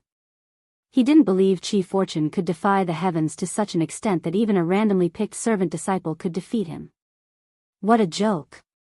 He was the #1 genius of the Zhou family. Yang Jian waved at him, and this gesture made him even angrier. The two quickly tangled again. Guan could see that Zhou Tongjia's physique was special, but unfortunately, he met Yang Jian. Yang Jian's physique was comparable to an ancient treasure body. According to the immortal-seeking Daoist, as long as an ancient treasure body grew smoothly, it would undoubtedly become an immortal king of an era. No matter how strong Zhou Tongjia's aptitude was, it was still below the immortal path. 200 years ago, there were no legends of the Mahayana realm on this continent, and even the mystic heart realm was known to only a few cultivators. Zhou Tongjia's evil-suppressing golden body, compared to Yang Jian's physique, was as different as heaven and earth and posed no threat. Their bodies clashed, fists and kicks met, and their attacks were fierce and as fast as a gale. The blood prison great saint was attracted over. He stood at the edge of the forest and slowly approached. In the end, Zhou Tongyu, in his desperation, accidentally used spiritual power, forcing Yang Jian back. Yang Jian steadied himself, shook his right hand, and frowned. Facing his gaze, Zhou Tongjia's face turned red instantly, and he said, "I admit defeat." Upon hearing this, Yang Jian's frown immediately relaxed. This was his first sparring match since following Guan in immortal cultivation. He cared deeply about the outcome. If he lost, wouldn't he be letting his master down? Guan laughed and said, "This kid has brute strength. How can a cultivator rely solely on qi?" It was an advantage for him. Winning or losing doesn't matter. Jianer quickly thanked the senior for his guidance. Yang Jian quickly cupped his hands in salute, sincerely expressing his thanks. The more sincere he was, the worse Zhou Tongjia's expression became. Zhou Tongyu noticed a sneaky demon bull wandering in the distance and couldn't help but ask, "Is that bull yours?" Guan thought, "You don't want to spar with the bull, do you?" "Yes, how about it? What do you think of its appearance?" Guan asked with a proud tone, intending to skip over the sparring incident and save Zhou Tongyu some face. Zhou Tongyu pouted and said, "It looks decent, but its shape is a bit awkward." In the distance, the blood prison great saint widened his eyes. Just as he was about to curse, he was stopped by Gu An's glare and had to give up. Then, Guan invited Zhou Tongyu to enter the valley for a chat, but he refused, saying he had other matters and had to leave after the spar. Guan didn't insist, watching him leave. Yang Jian scratched his head and asked, "Master, did I offend him?" Guan looked at Zhou Tongjia's back and said, "It's all right. Letting him know early that there's always someone better is not a bad thing." Guan still had a good impression of Zhou Tongyu. This guy's actions may be harsh, but his ability to guide those casual cultivators shows a kind heart. The conflict with the Zhou family was hidden and shouldn't affect his relationship with Zhou Tongyu. Zhou Tongjia's visit to the Supreme Sect this time was likely an attempt by the Zhou family to mend their relationship with the sect. There was no deep hatred between them, perhaps they could let things go in the future. "Master, do you think my battle just now had any problems?" Yang Jian humbly asked for advice. Guan didn't hold back and began to critique. The blood prison great saint approached, looking pitifully at Guan. Only after Guan patted his ox head did his mood improve. "He's just a mortal, what are you fussing about?" Gu An's words made the blood prison great saint smile widely. The Jiuxian sect was a righteous path sect within the Taizong dynasty. During the previous demon disaster, they had also given their all, maintaining a good relationship with the Supreme Sect. This time, the genius disciples of the Jiuxian sect came to spar with those of the Supreme Sect, causing quite a stir. Pan An's Supreme Immortal Venerable was still very famous within the Supreme Sect. It was no secret that Zhou Tongyu in the book was the same Zhou Tongyu from the Jiuxian sect, so many people paid attention to his performance. Zhou Tongyu swept through the Supreme Sect's disciples, showcasing the brilliance of decades past until he met Wu Ju. Without suppressing their cultivation levels, relying on their skills alone, Zhou Tongyu couldn't defeat Wu Ju, solidifying Wu Ju's reputation as a genius. Wu Ju was a genius nurtured by the Supreme Sect after Anhao, with extremely fast cultivation speed. He had once been a golden list genius. Now, having defeated Zhou Tongyu, he dispelled any remaining doubts and made the Supreme Sect's disciples more hopeful for him. On the night of the full moon, LV Badian and Guan were drinking together in a room. Wu Ju sees you as his only brother, Lia considers you the most important person, Zhang Buku regards you as his only elder, and Anhao's sister apprentices under you. Ji Xiaoyu, from the Ji family, grew up with you. Even Gu Yu, the son of the Gu Zong, has a good relationship with you.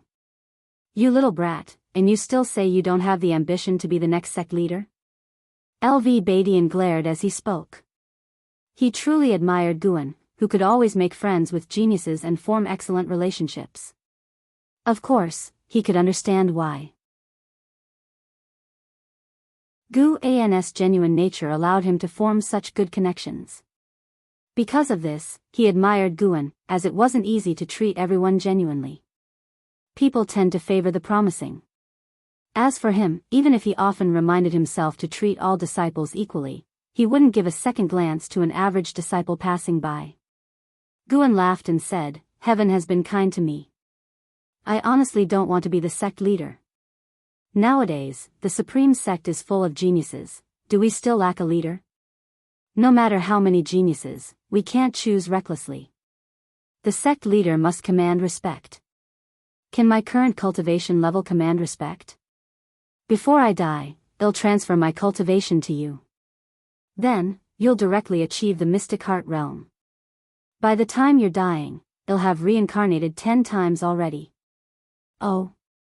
So you are retreating to advance, wanting me to transfer my cultivation to you sooner?" The two began to banter, and Guan wasn't interested in his cultivation. "Would I, a carefree primordial immortal, need your unification realm cultivation level? Just one breath of spiritual energy is stronger than all your lives' cultivation." That night, after LV Badian left, Guan quietly departed as well. Yan Qitian had finally arrived. Underneath the night sky, Yan Qitian rode a cloud, gliding past the full moon, looking like an immortal. He was pondering how to face Sword Venerable Fudao. Though he was working for him, the thought of facing the Sword Venerable brought him immense pressure. At that moment, a hand suddenly pressed on Yan Qitian's shoulder, causing his heart to stop. With a roar, the cloud beneath his feet dispersed, and he fell into the forest below. When his feet touched the ground, his heart was in his throat. His mana was surprisingly restrained, leaving him unable to move. What terrifying suppression! For the first time, he felt such pressure, and fear began to grow in his heart. Fortunately, the hand on his shoulder released him, and he quickly turned to see Sword Venerable Fudao, immediately bowing in respect. "Senior, wasn't that a bit too?" Yan Qitian couldn't help but say, trying to calm himself. He suddenly recalled a recent book circulating in the Star Sea congregations about Sword Venerable Fudao. It mentioned that the Sword Venerable would press on someone's shoulder before killing them. He thought it was just Xian Tianyi's whimsicality, but it turned out to be true. Wait. Could Sword Venerable Fudao be planning to kill him? Dispose of him after use? Yan Qitian's expression changed drastically as he trembled, completely losing the demeanor of a loose immortal and second rank on the heavenly list. As the saying goes, the higher you stand, the more you fear. Being suppressed so easily by Sword Venerable Fudao, he shuddered at the thought of Fudao's unimaginable cultivation level. How could he not be terrified? Guan spoke, "Where is it?" Yan Qitian hurriedly took out a scroll from his storage ring, offering it with both hands, nervously replying, "This is collected through the power of my family and master." Though not entirely clear, it should give a general understanding of the 7 stars spirit realm's strength. Guan made a gesture, and the scroll entered his hand. His divine sense penetrated it, dispelling all the restrictions within. Yan Qitian nervously stood aside, fearing that sword venerable Fu Dao might suddenly decide to kill him. He didn't dare to flee, as it would be useless. It was better to try to make a good impression. After a while, Guan looked at him and said, "You did well. Our transaction hasn't been leaked, right?" Yan Qitian quickly replied, "Only my master knows. I mentioned a mysterious senior with a grudge against the 7 stars spirit realm wanting information. My master didn't press further. Except for me, no one knows it's you." Guan nodded. Yan Qitian added, "Senior, dealing with the 7 stars spirit realm can't be done rashly. If you are willing, why not join forces with our Star Sea congregations? From the information I've gathered, the cave master of 1 star cave is a heaven and earth flying immortal who achieved it 50,000 years ago. Even our sect hierarch isn't confident in defeating him. Heaven and earth flying immortal, are they strong?" Gu An's question left Yan Qitian speechless. Are they strong? Yan Qitian opened his mouth, suddenly realizing something. Could it be that the other party wasn't unaware of the heaven and earth flying immortal realm but simply didn't fear any heaven and earth flying immortal? His gaze changed instantly. Looking at Guan, he felt an urge to kneel on the spot. "You did well. Tonight's conversation must not be mentioned to anyone. If you dare to speak of it, no matter where you hide, I will find you, and no one can stop me." Guan suddenly spoke, scaring Yan Qitian, who immediately bent over and promised. After he finished speaking, Guan stepped up to him and placed 2 fingers on his forehead, making him stiffen and his eyes go vacant. Under the moonlit night, in a courtyard, Ji Xiaoyu was meditating in a pavilion, continuously casting spells, and cultivating some sort of cultivation technique. A figure walked in from the yard, a middle-aged man in a large robe with a stern countenance. He stopped before the pavilion, gazing at Ji Xiaoyu and sighing, "Xiaoyu, have you still not made up your mind?" Ji Xiaoyu did not respond. The primordial Daoist talisman truly is extraordinary, but our Ji family can't protect it. Moreover, now that the Ji family has allied with the 7 stars spirit realm, we can only choose to trust them, the middle-aged man said earnestly. Ji Xiaoyu opened her eyes and looked at him calmly, her gaze making him feel uneasy.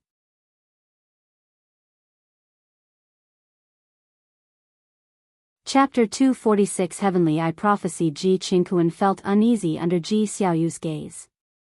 Ever since a certain point, he began to feel like he couldn't see through his own daughter. Despite his higher cultivation level, he always felt that his daughter was dangerous. He even suspected that she had been possessed, but after examining her, there were no signs of possession. Ji Xiaoyu slowly spoke, "Father, do you know the origin of the primordial Daoist talisman?" Ji Qingkuan frowned and said, "The primordial Daoist talisman is a legacy left by ancient immortals. They choose their master through reincarnation. Those who possess the primordial Daoist talisman have extraordinary talent. With every major breakthrough, they will receive a legacy. Xiaoyu, it was I who introduced you to the primordial Daoist talisman back then. I naturally understand its importance. However, the primordial Daoist talisman is not unique in this world. The development of the Ji family has already hit a bottleneck. We need a force like the 7 stars spirit realm to open a path overseas. Sacrificing for the family will not treat you unfairly." Ji Xiaoyu stood up and looked at Ji Qingkuan from within the pavilion. The moonlit night was like water, and the cold wind was bleak. Ji Qingkuan felt irritated by Ji Xiaoyu's gaze. Just as he was about to speak, he heard Ji Xiaoyu say, "The primordial Daoist talisman in my body gave me a heavenly eye. Do you know what my heavenly eye sees?" Looking at Ji Xiaoyu's extremely cold face, Ji Qingkuan felt inexplicably uneasy. He pressed on, "What did you see?" Ji Xiaoyu stepped forward, circled around the stone table, and walked outside the pavilion. As she moved closer to Ji Qingkuan, her momentum surged with each step. Her expression was as cold as an immortal in the skies, and her eyes were fixed on Ji Qingkuan. "I saw the 7 stars spirit realm shatter, with countless corpses lying around, blood flowing like a river. I saw the Ji family reaching its end, with the Qilin wailing in sorrow. I saw you, father, your head separated from your body, dying with unfulfilled wishes. Ji Xiaoyu's voice was not loud, nor did her tone drop, but every word shook Ji Qinkuan to his core. The primordial Daoist talisman, a result of ancient immortals' cultivation, contained an unknown power. The Ji family was also unaware of the power held by Ji Xiaoyu's primordial Daoist talisman. Ji Xiaoyu stopped on the steps and looked at Ji Qinkuan. If the Ji family only wanted me to offer the primordial Daoist talisman, I might not refuse. But you all want me dead. How do you expect me to agree? Ji Qinkuan remained silent. He wanted to say something, but looking into Ji Xiaoyu's eyes, he felt that any words would be futile. No matter how you ramble, this matter is settled. You do not have much time left. Ji Qinkuan left, flicking his sleeves. Watching his back, Ji Xiaoyu did not get angry. Instead, a look of disdain appeared on her face. Dawn.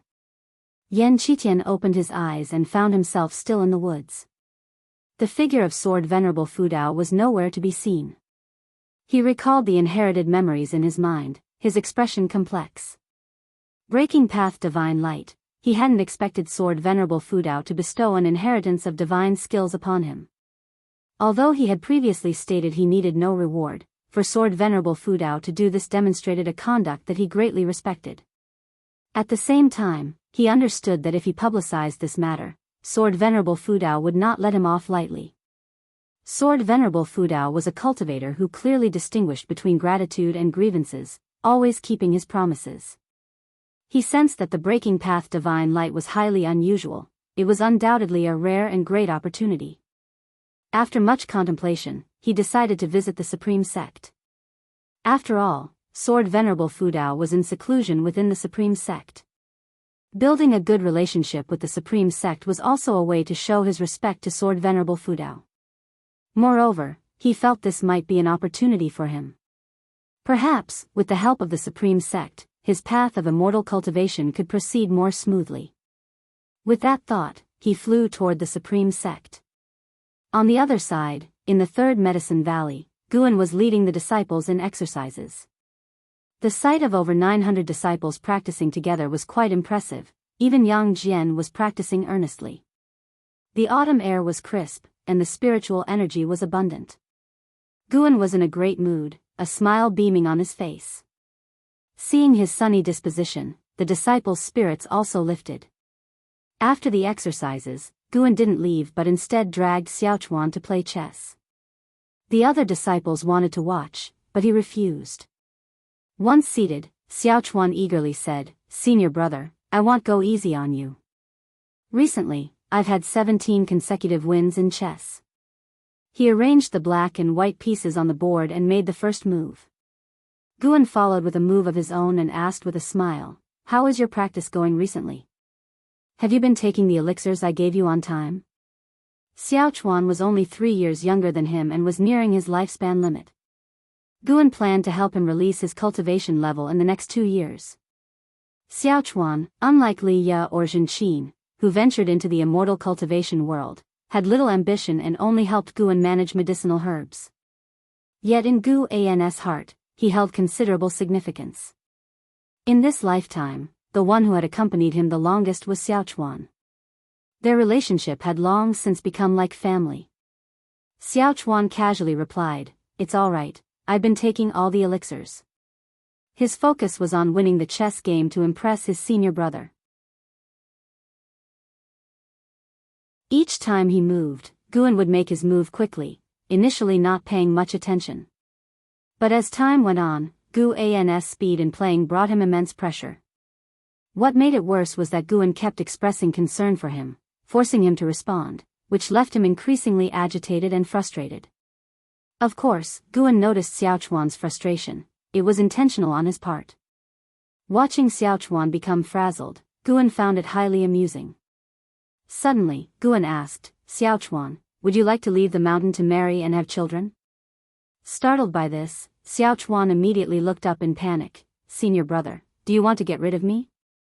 Guan rolled his eyes at him and said, "Experiencing various pleasures in life is a must." I'm just suggesting you marry and have children. If you want to come back later, you're welcome anytime. Of course, if you don't like women, that's fine too. Xiao Chuan was already 138 years old and had never experienced romantic relationships before. As his senior brother, Guan felt it was his duty to help him. Although Guan himself had not experienced romantic relationships in this lifetime, he had tasted it in his previous one, so it wasn't intriguing for him. But for Xiao Chuan, it was different. Xiao Chuan didn't even read Green Hero Travelogue, so Guan was somewhat worried about him. Xiao Chuan's face turned crimson. Isn't this inappropriate? What's inappropriate about it? When the time comes, I'll give you money. You can buy a house deed when you leave the mountain, and matchmakers will naturally come knocking. Experiencing a couple of decades in a normal life might not be a bad thing, Guan said softly, placing another chess piece. This move made Xiao Chuan's face turn green. Shameless. Playing chess was just playing chess. What was with these underhanded tactics? Xiao Chuan's thoughts were disrupted, but he was moved by Guan's words. In fact, Guan had a deeper consideration for suggesting he leave the mountain, which was to see if experiencing worldly life could lead Xiao Chuan to path enlightenment. Path enlightenment was very mysterious. Even a carefree primordial immortal couldn't force someone to achieve it at will. The reason path enlightenment could alter one's lifespan was because it gained the essence of heaven and earth. Human life was inherently determined by heavenly destiny. Thus, with Guan's relentless persuasion, Xiao Chuan was defeated utterly in chess, ending in frustration. Guan stood up and said with a smile, "Think it over carefully. Whenever you make up your mind, come to me. Don't worry, we will always be brothers. As long as I'm here, I'll protect you for life." Hearing these words, Xiao Chuan's spirits lifted. He turned to look, and Guan had already walked away. For some reason, he felt that his senior brother's arrangement was like preparing for his own impending end. It seemed his senior brother still cared about him a lot. A smile appeared on Xiao Chuan's face. Guan also smiled, secretly thinking, this little one still wants to beat me? Come back after practicing for another 800 years.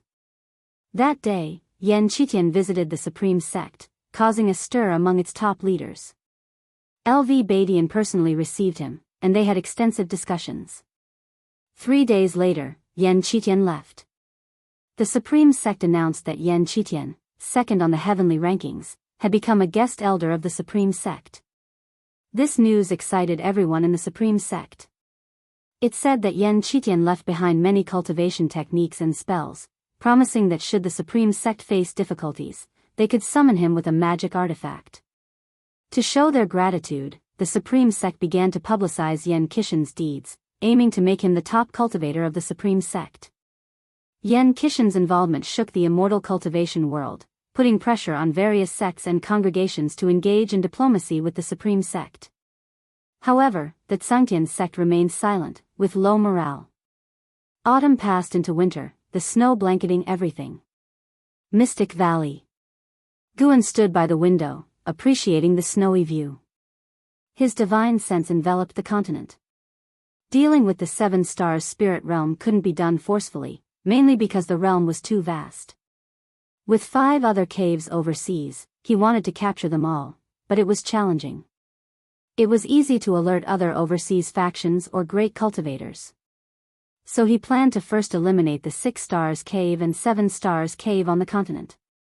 Guan could detect their minor heaven and earth, waiting for a disturbance in the 7 stars spirit realm before making his move. Since the appearance of Divine Exotic City, many oceanic cultivators had been traveling on the continent, including the Star Sea congregations, frequently clashing with the 7 stars spirit realm. Guan intended to strike the 7 stars spirit realm during a major upheaval caused by the Star Sea congregations, eradicating their key cultivators, ending the realm's presence on the continent. By then, the Star Sea congregations would likely advance north, pressuring the 7 stars spirit realm to focus away from the continent. Today, Guan suddenly sensed a peculiar power brewing in the 7 stars spirit realm, piquing his curiosity. He saw the essence of that power, further heightening his anticipation for the upcoming developments. Indeed, This world is full of hidden talents, so many secret forces, Guan thought to himself as he turned and sat back at his desk, picking up the supreme secret records. Reading many books eventually reveals what is classic. Classics are those that never grow tiresome. He turned page after page, like witnessing the rings of a tree. 3 years quickly passed by. Guan's lifespan once again surpassed tens of millions of years. On this day, he closed the supreme secret records, stored it in his storage bag, then stood up and walked out of the attic. The summer sun was scorching, insects incessantly buzzing, the sunlight shining on Guan, reminding him of the scene when he first entered Mystic Valley at 15. He fixed his gaze, seeing Lu Jiojia instructing newly arrived servant disciples. In Guan's eyes, Lu Jiojia's back gradually merged with Zhang Chunkius. 100 years had passed, and though things had changed, some marks remained. Guan smiled and began contemplating which magic artifact to use in the upcoming war. Simply crushing with mana seemed too dull.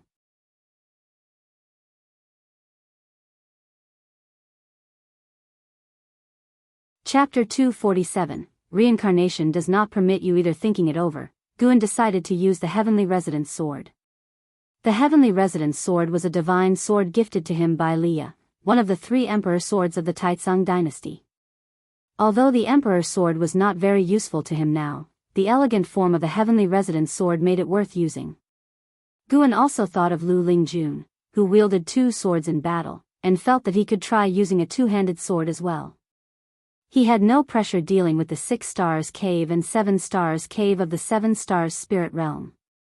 Guan went downstairs and made his way to Lu Jiojia, who quickly saluted him and introduced 2 new disciples. The 2 servant disciples were very nervous in front of Guan, not like Liya and Meng Lang, who were impatient with Qing Xiandan and Zhang Chuanxiu back in the day. The current status of the supreme sect in the Taizong dynasty was far beyond what it was 100 years ago, now being the top sect in the continent's immortal cultivation world, second only to the legendary Holy Land. Guan did not adhere strictly to the rules but instead gently encouraged the 2 new disciples, leaving them pleasantly surprised. After he left, the 2 disciples were filled with anticipation for their upcoming life in the Mystic Valley. Guan did not head to the 3rd Medicine Valley but walked towards the mountains and forests outside the valley.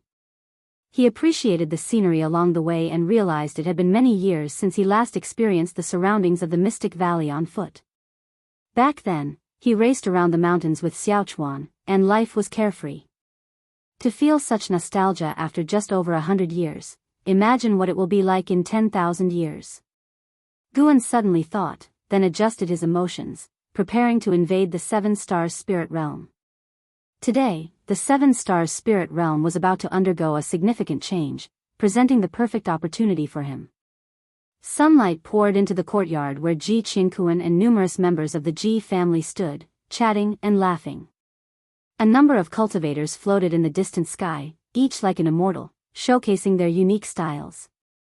This Ji mansion, located atop a solitary mountain, covered an area of over 10 miles. Thick fog swirled below the mountain, resembling a vast ocean, with peaks emerging from the sea of clouds, akin to immortal Daoist practice grounds. The sea of clouds stretched endlessly, as if this place truly was above the 9 heavens, with the sun directly overhead. Ji Hantian leaned against the courtyard door with his arms crossed in front of his chest and eyes closed. Judging by his furrowed brows, his mood was not good. Ji Qingkuan came to Ji Hantian's side, smiling, "Grandpa, the auspicious hour is near."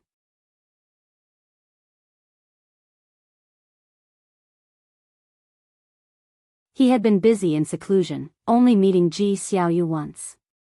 Sensing the innate aura of the primordial Daoist talisman within her and admiring her exceptional beauty, he had his family propose the marriage.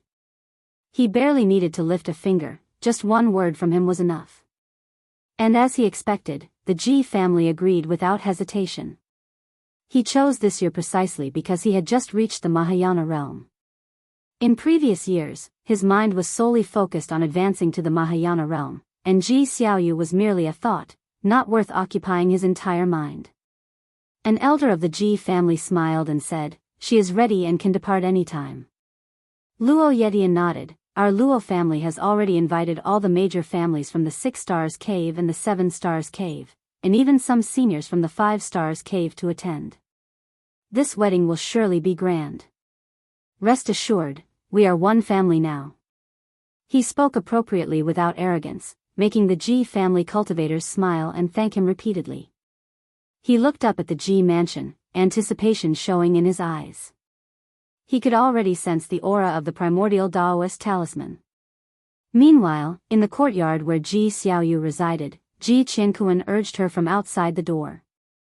The auspicious hour has arrived. Don't keep the Luo family waiting. Ji Qianquan said, knocking on the door. The door opened at that moment. Ji Xiaoyu, clad in a phoenix crown and cloud robe, stepped out accompanied by 2 female cultivators. The veil covered her face, revealing only a snow-white chin, and her hands were clasped before her stomach, comporting herself with grace. Seeing she was already in her wedding attire, Ji Qianquan heaved a sigh of relief and smiled. Xiaoyu, what you worry about might not happen. There may be a turnaround. The Luo family has even invited great cultivators from the 5 Stars Cave. They might be able to help you. Ji Qianquan said softly. Ji Xiaoyu passed by him, stopping suddenly. Crossing this door, our father-daughter bond ends. Ji Qianquan frowned. What nonsense are you talking about? I will always be your father, and the Ji family will always be your home. Ji Xiaoyu said nothing more, stepping forward. Accompanied by the 2 female disciples of the Ji family, she left the courtyard. Ji Qianquan watched her back and exhaled deeply. Over the past 3 years, he had feared any mishap in this marriage, so he had been guarding Ji Xiaoyu closely.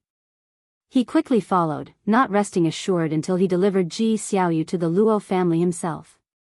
Outside the mansion gate, a disciple hurriedly came out to inform the Ji family's higher-ups that Ji Xiaoyu was coming, causing smiles to bloom on everyone's faces.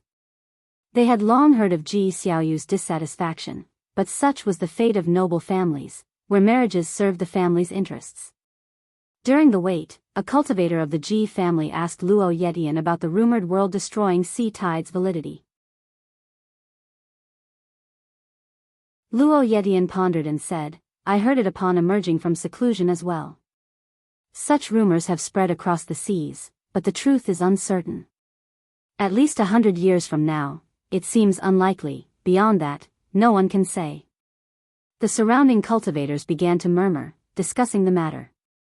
After a while, many cultivators from the Ji family walked out of the gate, with Ji Xiaoyu in the center, surrounded like the moon among stars. Upon seeing her, Luo Yetian smiled. Just then, Ji Xiaoyu stopped and tore off the red veil from her head, igniting it in her palm until it quickly turned to ashes. Her expression was icy cold, eyes fixed on Luo Yetian, with a faint smile on her lips. Luo Yetian felt uncomfortable under her gaze and frowned. What do you mean by this? The surrounding Luo family cultivators also frowned. Was Ji Xiaoyu about to oppose this marriage? Quickly bring another red veil, the clan leader of the Ji family ordered, looking at Ji Qianquan with a dissatisfied expression. Before Ji Qianquan could speak, Ji Xiaoyu soared into the sky, hovering 100 meters above. The Luo family cultivators didn't stop her, curious about her intentions. Did she plan to cancel the marriage in the 7 Stars spirit realm? A red pattern appeared on Ji Xiaoyu's forehead, the runes of the primordial Daoist talisman. As the power of the talisman surged out, her aura transformed drastically. You mortals disturb my rebirth process, how utterly vexing, Ji Xiaoyu said, frowning slightly. Her voice resonated through the skies, her tone coldly indifferent, making the Ji family cultivators find her unrecognizable. Luo Yetian, sensing something, ascended to her level and asked suspiciously, Who exactly are you? One by one, the Luo family cultivators appeared in the air, surrounding Ji Xiaoyu. The sky and sea of clouds churned, forming thunderclouds. A towering figure appeared within those clouds, like a giant god standing in outer heaven, overlooking the world. Ji Xiaoyu did not look up but calmly gazed at Luo Yetian. Some karmic entanglements are beyond your reach. Disturbing my cultivation, even reincarnation will not pardon you. Boom, An immense pressure erupted from Ji Xiaoyu, and golden flames emanated from her forehead, rapidly forming 100-meter-tall silhouette behind her. The figure looked exactly like her but radiated an aura surpassing the Mahayana realm. Ji Xiaoyu raised her hand, grasping at the sky. The phantom behind her mirrored her movements, shattering the thunderclouds with one hand. Within her palm, an awe-inspiring figure appeared, the same one from earlier, now filled with fear. Before he could speak, golden flames engulfed him. In an instant, he was incinerated, leaving no trace behind.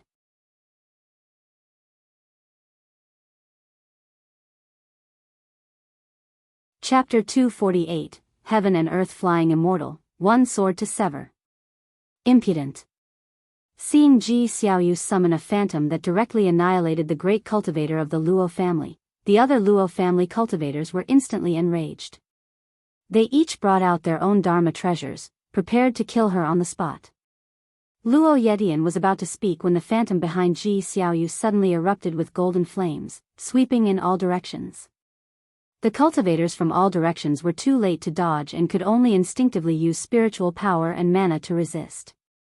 As the golden flames swept past, the entire world suddenly changed. The sky turned crimson, and countless meteors fell from the distance. Each meteor stirred up a shockwave, creating a breathtaking spectacle. Ji Xiaoyu stood high above, a trace of blood seeping from the corner of her mouth, but her brows did not knit together, remaining indifferent. The phantom behind her ignited with golden flames, and the Tao patterns on its forehead flickered with a strange light. She raised her right hand to her mouth, muttering something, and layers of golden glyphs burst forth from her body, expanding rapidly to dominate the entire sky in less than 3 breaths. I didn't expect the primordial Daoist talisman to contain will. I wonder which ancient predecessor it is that we have disturbed. An elderly voice rang out as an old man in a gray robe appeared, blocking in front of Luo Yetian. Luo Yetian quickly raised his hand to salute him, his demeanor respectful. The old man in the gray robe did not turn around, his gaze fixed intently on the golden phantom behind Ji Xiaoyu. A loose immortal is not enough, Ji Xiaoyu's voice rang out once more. The gray-robed old man's face changed dramatically, and he immediately took out a jade staff. Boom! A horrifying wave of golden flames rushed towards him. The gray-robed old man used his mana to resist, but Luo Yetian behind him still felt the searing pain. This pain was not just on the surface, even his soul felt the agony. How is this possible? Who exactly is she? Luo Yetian thought in disbelief. The Ji family members below were equally astonished. Was Ji Xiaoyu's primordial Daoist talisman really containing such terrifying power? Ji Qinkuan suddenly remembered what Ji Xiaoyu had told him 3 years ago, and a chill ran down his spine. The gray-robed old man, possessing loose immortal cultivation, couldn't withstand the vast golden flames. Blood spots appeared on his skin, as did on Luo Yishan's behind him. The other Luo family great cultivators attacked from different directions, but their mana quickly dissolved as it approached the golden flames, unable to harm Ji Xiaoyu. The mountains trembled as if they were about to collapse, startling the cultivators in their caves. More and more people flew into the sky, looking at Ji Xiaoyu in disbelief. Under their gaze, the golden phantom behind Ji Xiaoyu raised its right hand, drawing cracks across the sky with its fingertips. When her hand stopped, the space along the path shattered instantly, golden flames coiling around the edges of the space rift, forming a gigantic halo. The blood spilling from Ji Xiaoyu's mouth increased, but her eyes remained calm. The golden phantom behind her drew a giant golden fan from the halo, its surface shaped like maple leaves, covered with glyphs, as if hiding numerous worlds. As the giant golden fan descended, the world began to collapse, space twisted and shattered, clouds dispersed, and giant peaks crumbled. The cultivators residing in this land scattered like headless flies, in extreme panic. Retreat with the people. The gray-robed old man's voice was low and solemn as he resisted the golden flames, having transformed into a man of blood. Luo Yetian behind him was slightly better, but his skin also began to ulcerate. Luo Yetian gritted his teeth, just about to turn and leave. At that moment, the golden phantom behind Ji Xiaoyu suddenly swung the fan. A wave of burning flames swept across half of the sky, vaporizing all the cultivators along the way. Grey-robed old man and Luo Yetian couldn't escape. As the flame wave passed, both of them turned into light stars, their bodies and souls annihilated, scattering like falling sparks. This scene left the Ji family cultivators and other clan cultivators stunned and terrified. Ji Xiaoyu tilted her head, looking down at Ji Qianquan. The Ji family cultivators were extremely tense, not daring to meet her gaze. Everyone within the Ji family knew that the family had planned to sacrifice her. She didn't truly wish to marry. With so many dead from the Luo family, how will the Ji family live in the future? Ji Xiaoyu's icy voice reached the ears of the Ji family members. Ji Qianquan, Ji Hantian, and the others felt a chill rise from their hearts, spreading throughout their bodies. Ji Xiaoyu's eyes began to fill with blood, quickly turning blood red. Xiaoyu, what exactly do you want to do? Ji Hantian quickly asked. Apart from the Luo family, no other families had suffered from the golden flames, making other clan cultivators silently sigh in relief. Ji Xiaoyu's eyes, now blood red, raised to look towards the horizon. At the end of the world appeared a massive black rift from which silhouettes flew out, rapidly approaching. These figures all had an aura stronger than the previous grey-robed old man. A horrifying killing intent locked onto Ji Xiaoyu. Ji Xiaoyu raised her right hand, and the golden phantom behind her mirrored the motion with its giant golden fan. At that moment, a figure appeared before her. Her eyes widened in surprise, showing clear shock despite the blood covering them. Guan, wielding the 9 extremes yin-yang body, stood before Ji Xiaoyu.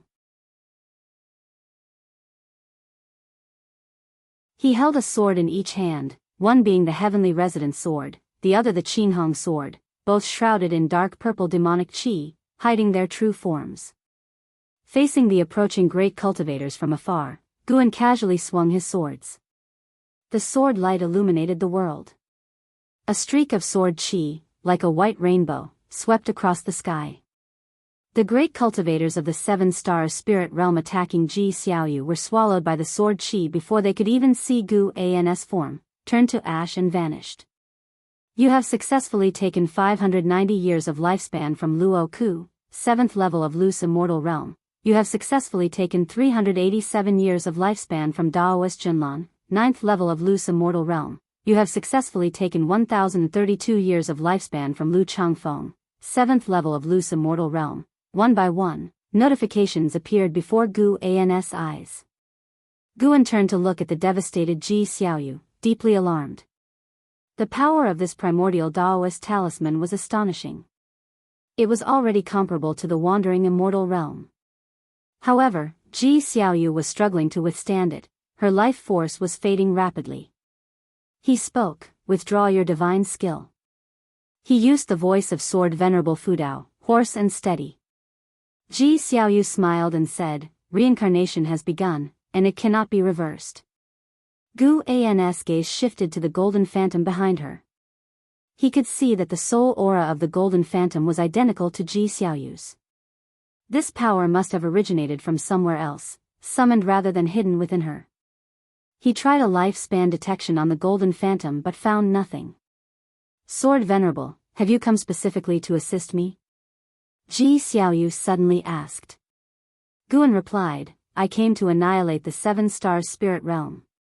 Ji Xiaoyu's eyes bled as she smiled, "This life was too short, Sword Venerable. If we are fated, we shall meet again in the future." Her body suddenly burst forth with golden light and then scattered. A golden talisman appeared, absorbing the surrounding golden light into itself, and then quickly merged into the golden phantom. Gu An's gaze fell on the giant fan in the hands of the golden phantom, feeling the terrifying power within it. This treasure was no weaker than the divine exotic city, and it wasn't even a physical object, just manifested power. The golden phantom swung its fan, and an overwhelming wave of golden flames soared overhead, breaking through the heavens.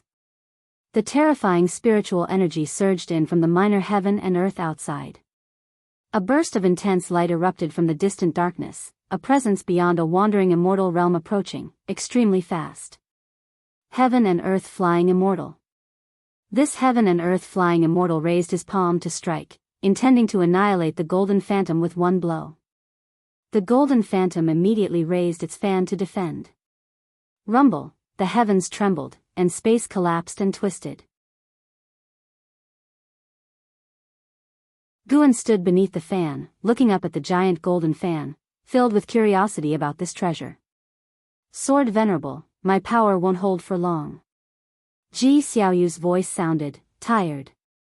The golden phantom's arm trembled, the fan moving closer to Guan, unable to withstand the power of the heaven and earth flying immortal. Guan focused, using lifespan detection on the heaven and earth flying immortal. Earth Gang Divine Lord, first layer of heaven and earth flying immortal realm 129080/230000/250000, a heaven and earth flying immortal who had lived for 12,000 years. Guan took a step, crossing the distance of two formidable powers, appearing in front of the Earth Gang Divine Lord. The Earth Gang Divine Lord's face changed dramatically, disbelief showing on his face. Sword light flashed, sword chi burst forth. With one slash, Guan annihilated the Earth Gang Divine Lord, body and soul, in an instant. The terrifying force even pushed back the Golden Phantom. The Golden Phantom, holding the giant fan, looked at Gu An's back, its features changing, clearly startled by Gu An's power. I underestimated you, Sword Venerable. I look forward to meeting you again, Ji Xiaoyu's voice sounded. Immediately after, the Golden Phantom scattered, merging into the primordial Daoist talisman. The primordial Daoist talisman tore through space and quickly disappeared. Guan turned to see the Ji family cultivators retreating. Amid the crowd, Ji Hantian seemed to sense something and looked back, meeting his gaze. At that moment, Ji Hantian felt a mix of shock and guilt.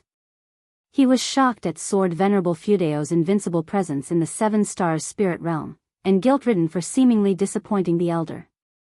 He had always thought that the righteous path, inscribed on the heavenly repair platform, was left by Sword Venerable Fudao, hoping he could lead the supreme sect onto the righteous path. The fiery aura in the sky surged like tidal waves. A blink of an eye later, Ji Hantian could no longer see Sword Venerable Fudeo's figure. Guan took one step across space, arriving at a vast white jade square where thousands of disciples of the Seven Stars spirit realm were meditating, all facing a grand palace ahead. No one noticed Gu An's arrival. Gu An's gaze shifted to the palace, feeling the presence of another heaven and earth flying immortal hidden within.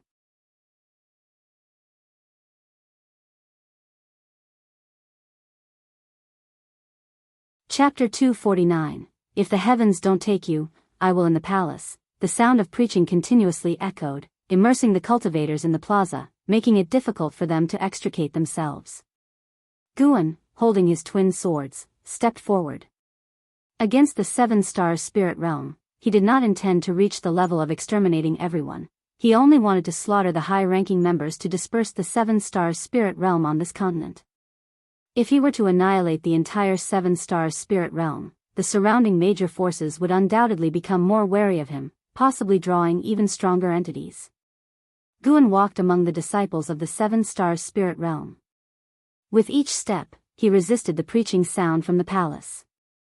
The disciples behind him awakened one by one. Seeing Guan, they were startled, hurriedly got up, took out their magic artifacts and divine weapons, and prepared for battle. Guan continued to walk without looking back or pausing his steps. Who is he? What does he intend to do? I can't see through his cultivation level. We shouldn't act rashly after all. There's a divine lord stationed here. Could he be someone from the Star Sea congregations? No, this seems like the Demon's Shadow divine skill, a cultivation technique from the Thousand Autumn Pavilion of the Taizong dynasty. I have seen it before. The one who mastered it fully is the Sword Venerable Fudao residing in the Supreme Sect, Sword Venerable Fudao. These 4 words made the disciples in the plaza tremble with fear. How could they not have heard of Sword Venerable Fudao, who even forced the Cave Master Divine Soul True Lord of the Six Stars Cave to retreat? It was said that after that battle, the divine soul true lord disappeared and no one knew where he went. There were also speculations within the Seven Stars spirit realm that the divine soul true lord was killed by Sword Venerable Fudao. No matter the claim, the strength of Sword Venerable Fudao was something the Seven Stars spirit realm dreaded. The disciples in this plaza were either geniuses or nobles of the Seven Stars spirit realm. They knew some inside information. For example, startling immortal Lin from the Lin family died at the hands of Sword Venerable Fudao. Instantly, more and more disciples in the plaza woke up. Regardless of their high cultivation levels, none dared to approach Guan, let alone stop him. Before long, Guan arrived in front of the palace steps. Being closer, he could better appreciate the majesty of the palace, exuding a Daoist intent Guan had never felt before. This Daoist intent could make it easier for one to comprehend Daoist sorcery, indicating that the materials of this palace were not simple and might contain some powerful formation. There was only one person inside the palace, a heaven and earth flying immortal.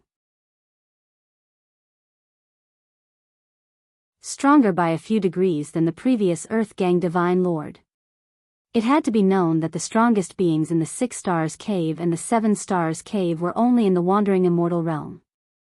Now, two heaven and earth flying immortals had emerged, indicating that the Seven Stars spirit realm had long been prepared. Fortunately, Guan had not rashly come before. He dared to come now because he was certain that the Seven Stars spirit realm did not have a carefree primordial immortal. The Star Sea congregations were unlikely to deceive him. After all, if the Seven Stars spirit realm had a carefree primordial immortal, how could they allow the Star Sea congregations to oppress them so? Sword Venerable Fudao, what kind of irreconcilable enmity do you have with my Seven Stars spirit realm?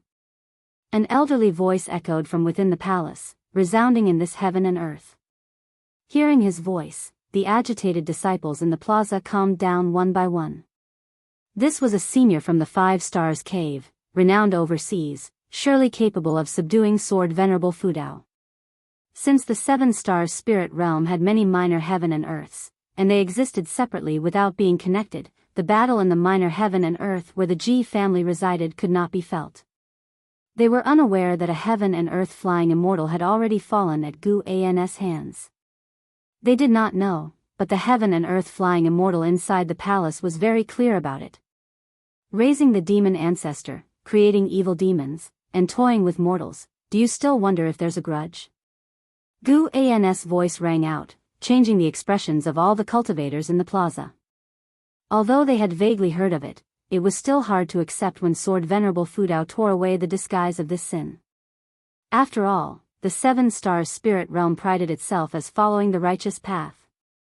Boom! The palace doors swung open, a strong wind howled out, blowing the demonic chi on Guan and forcing back all the disciples in the plaza. A figure walked out from the depths of the palace, a man in a feathered robe with a valiant face, a white crane's shadow swirling behind him, his whole being exuding immortal aura. He walked to the steps, looking down at Guan from above. You, covered in demonic chi, have come to seek justice in a holy land. Don't you find it laughable? The feathered robe man asked indifferently. 10,000 miles Divine Lord, heaven and earth flying immortal realm, third layer 158082/260000/310000. Guan looked at the prompt in front of him, unmoved. He could feel that 10,000 miles Divine Lord was stalling for time. Several heaven and earth flying immortals were rushing over. This was precisely what Guan wanted. Guan responded, demon is not demon, immortal is not immortal. If the heavens won't judge you, I will. 10,000 miles Divine Lord laughed aloud as if he had heard a grand joke. That demon ancestor is formed from the chi fortune of heaven and earth. It can only be killed, not abolished forever. To suppress it, how many disciples of the Seven Stars spirit realm have guarded here for generations? The evil demons are vile beyond measure. To seal it, how many lives has the Seven Stars spirit realm lost? Sword Venerable Fudao, do you know how many enemies the Seven Stars spirit realm has repelled to protect the environment of this continent? How many disciples have been buried in the ocean? You only see the suffering of the mortals on the continent, but have you considered how much the Seven Stars spirit realm has sacrificed? 10,000 miles Divine Lord spoke vehemently, his words stirring the emotions of all the cultivators in the plaza. Indeed, others might not know, but being disciples of the Seven Stars Spirit Realm, how could they be unaware of the Seven Stars Spirit Realm's long-term defense of the continent? Each of them had close relatives or friends who had died in battles with ocean forces and demons. They looked at Guan with expressions full of anger, as if Guan was the sinner. Guan stood in place, quietly watching 10,000 miles Divine Lord. When 10,000 miles Divine Lord finished speaking, he suddenly asked, "The evil demons on the continent have been eliminated by me. Why, then, are there other evil demons in your hall?" The plaza fell silent instantly, all eyes fixed on 10,000 miles Divine Lord. 10,000 miles Divine Lord coldly replied, "Nonsense, must I let you enter the hall to check?" Rumble, rolling thunderclouds swiftly covered the sky, vast auras descended. 10,000 miles Divine Lord visibly relaxed a bit.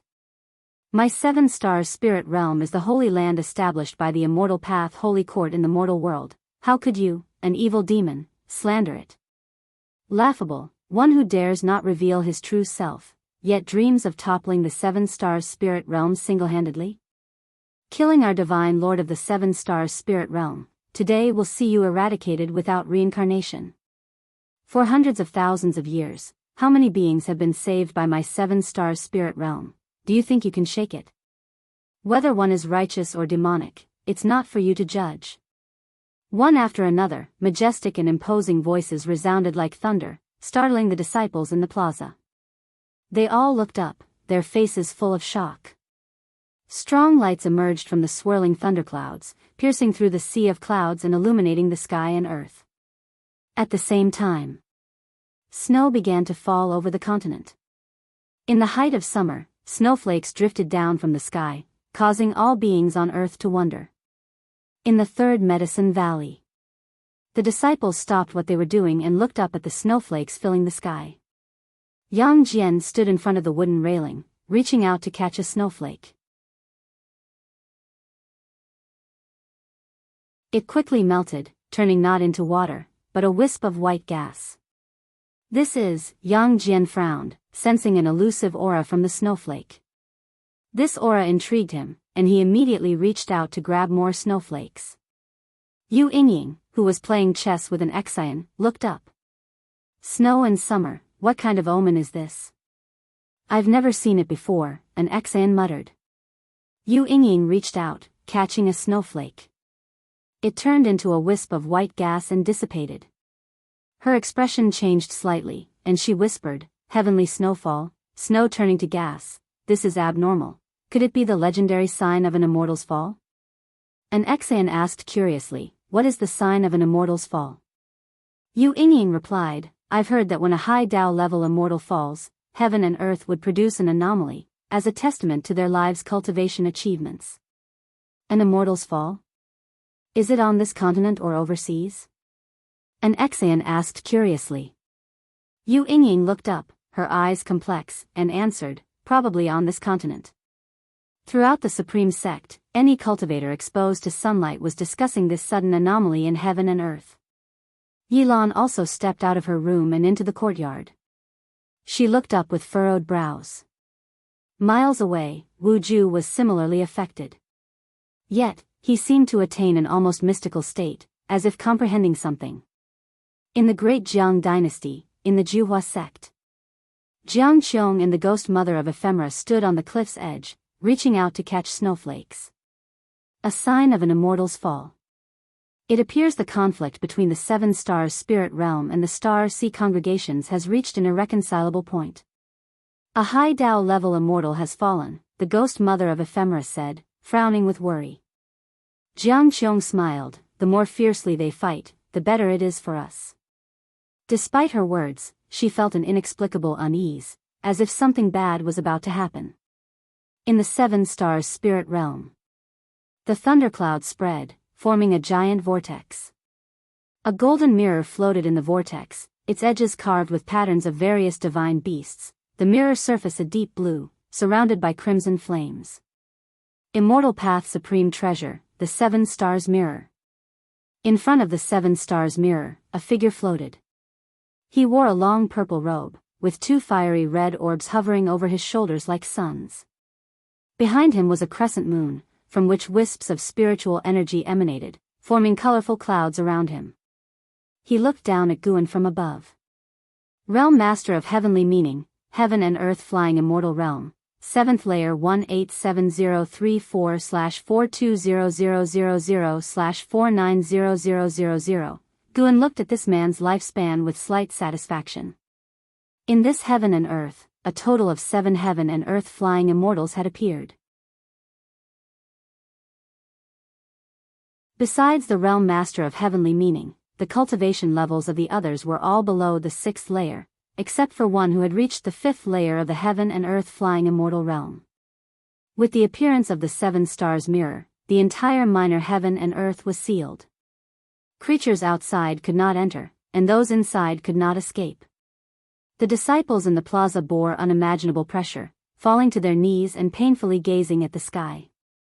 The high-standing 6 heaven and earth flying immortals remained indifferent to the disciples' suffering. So did 10,000 miles Divine Lord in front of the palace doors.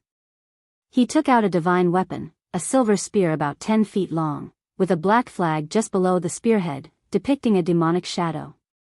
All 7 heaven and earth flying immortals focused their gazes on Guan. At this moment, Guan seemed to be resisting the entire heaven and earth.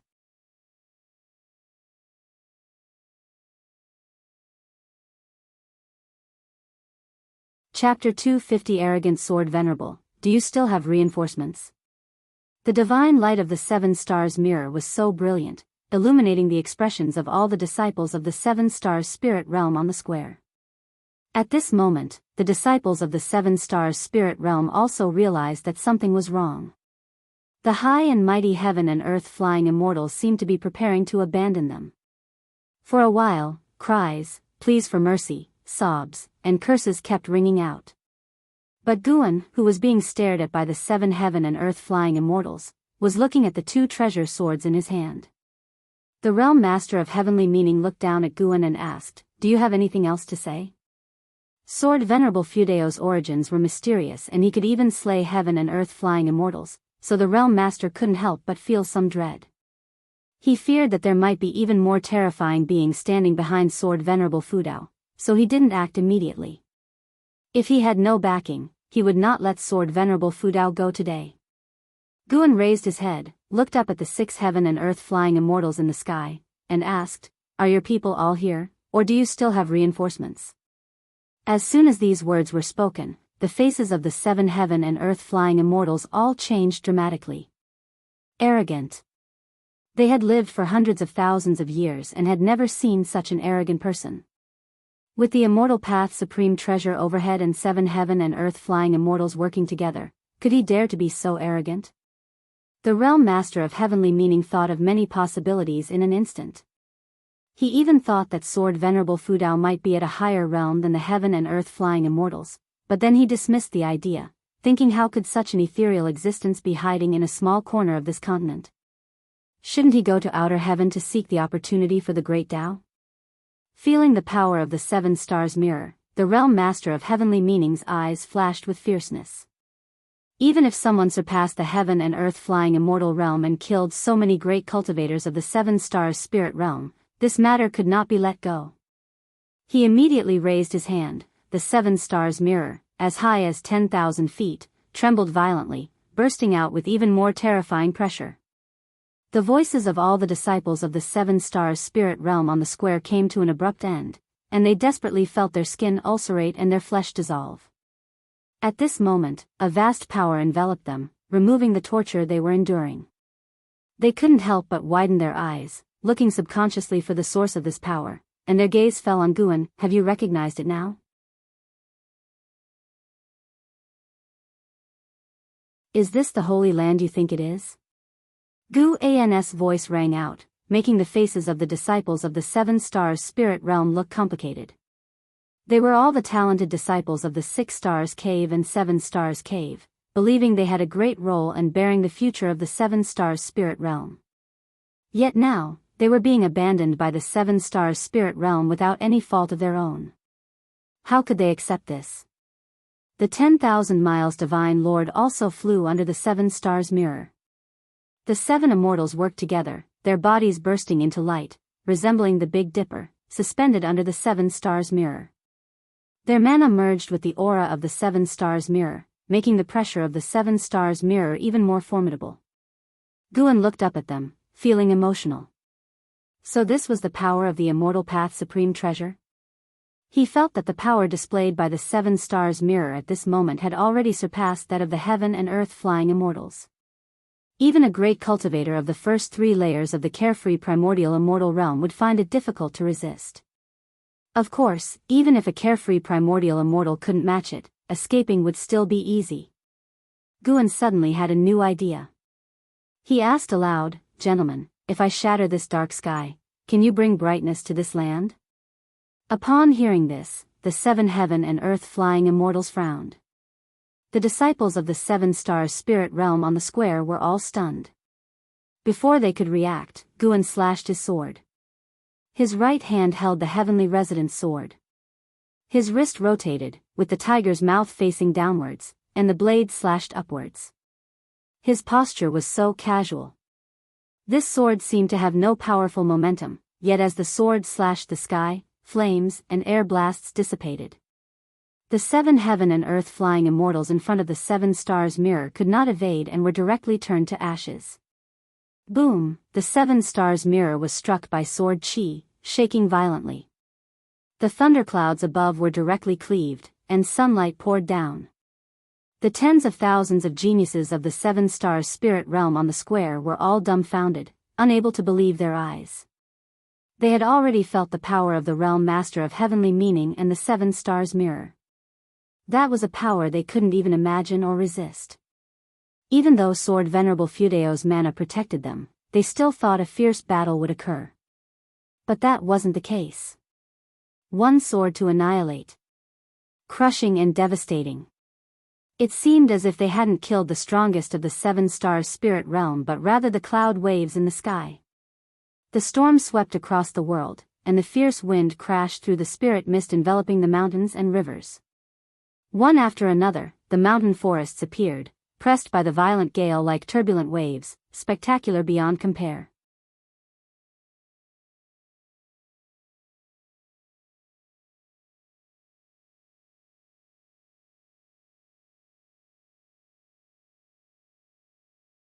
If I hadn't detected something wrong and used my divine skills to switch my main soul and avatar, would have died too. Even so, the fall of my avatar brought me enormous backlash, and I will need to recover for the next 10,000 years. Thinking about Sword Venerable Fudeo's figure, his body couldn't help but tremble. He then looked at the woman in the purple dress and said, "Second Cave Master, the 7 stars spirit realm is finished. The 7 heaven and earth flying immortals are dead, leaving only you and me. With the 7 stars mirror in Sword Venerable Fudeo's hands, we are powerless to resist the star sea congregations. We need to make plans early." The woman in the purple dress was the 2nd cave master of the 7 stars spirit realm.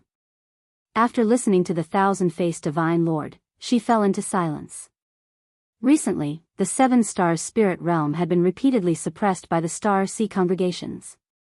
She had considered the possibility of their demise but didn't expect it to come so quickly.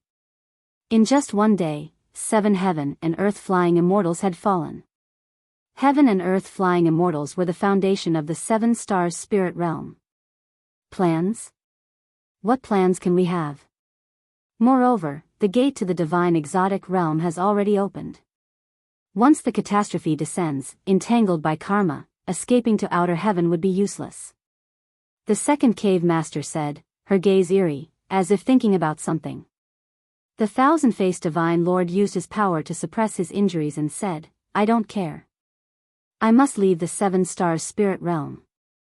I have cultivated for tens of thousands of years and don't want my path to end abruptly. If there is something I can do to help in the future, feel free to ask. But I do not want to fight Sword Venerable Fudao again." He stood up, bowing to the 2nd cave master, then disappeared from the spot. In the dim great hall, only the 2nd cave master and the young ghost boy on her shoulder were left. The flickering candlelight made their shadows look like ferocious demons.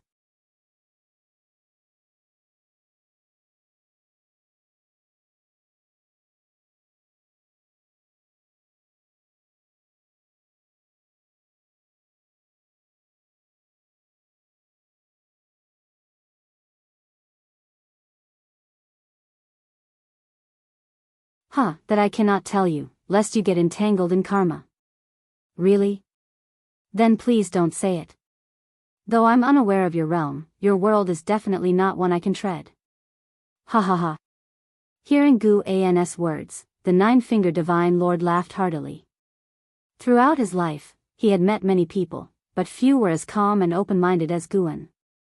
Although he hadn't revealed his true cultivation level, even his superficial level was enough to make most core formation realm cultivators go out of their way to please him. Guan was different.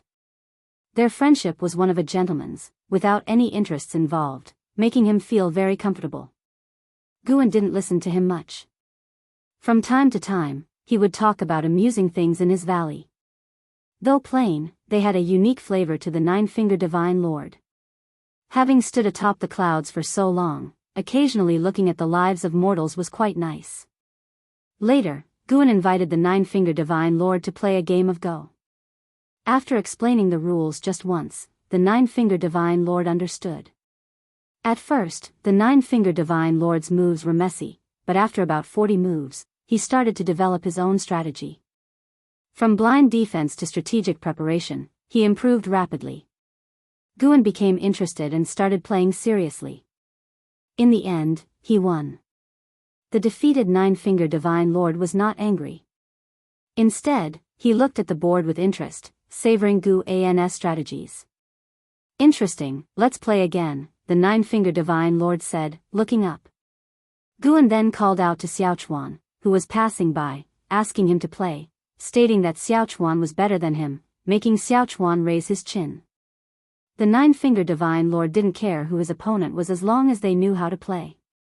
Thus, the two began to battle on the Go board, attracting other disciples to watch the excitement. Yang Jian stood by Guan, watching the game.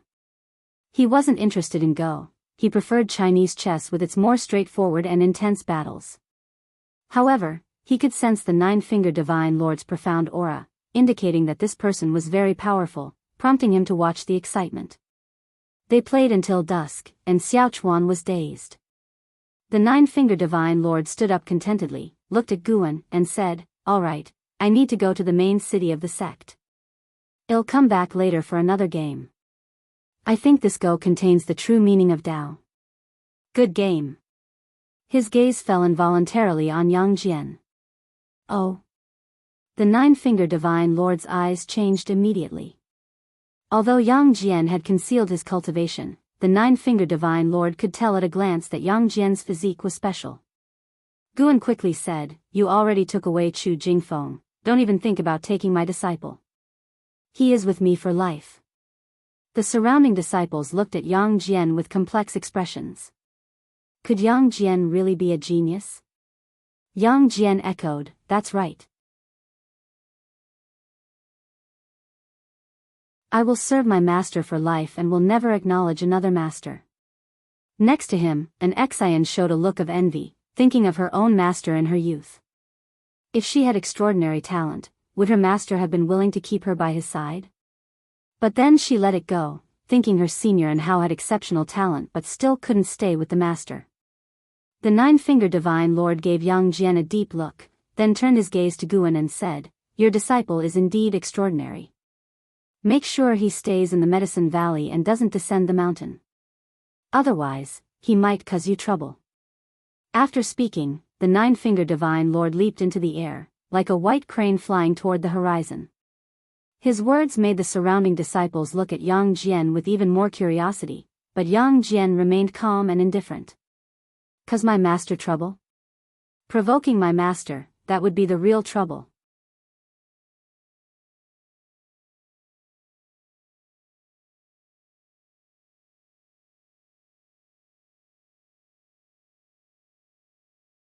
However, this time, disciples of the law enforcement hall of the Supreme Sect were stationed at the edges of the platform, temporarily forbidding anyone from stepping on it, with even Di Xia being driven off. Guan saw circles of people surrounding the heaven-cutting axe, including Ji Hantian and Gu Zong, with Zui Yijian, the guardian of the heaven-cutting axe, forced to the back, looking dissatisfied. He sensed several familiar auras that he had encountered in the Seven Stars Spirit Realm. They were the geniuses he had saved from the Seven Stars Spirit Realm, now kneeling before the heaven-cutting axe, accompanied by loose immortals who were explaining the transformation of the 7 stars spirit realm. Their sincerity was apparent. The 7 stars spirit realm had a profound heritage. Destroying the higher echelons was not enough to completely dissolve it, but if the remaining members could rebuild a new 7 stars spirit realm for the benefit of all beings, it would be a good thing. Gu An's gaze involuntarily turned to Xie. The son of the demon emperor had now fully integrated into the supreme sect and even became a high-ranking member.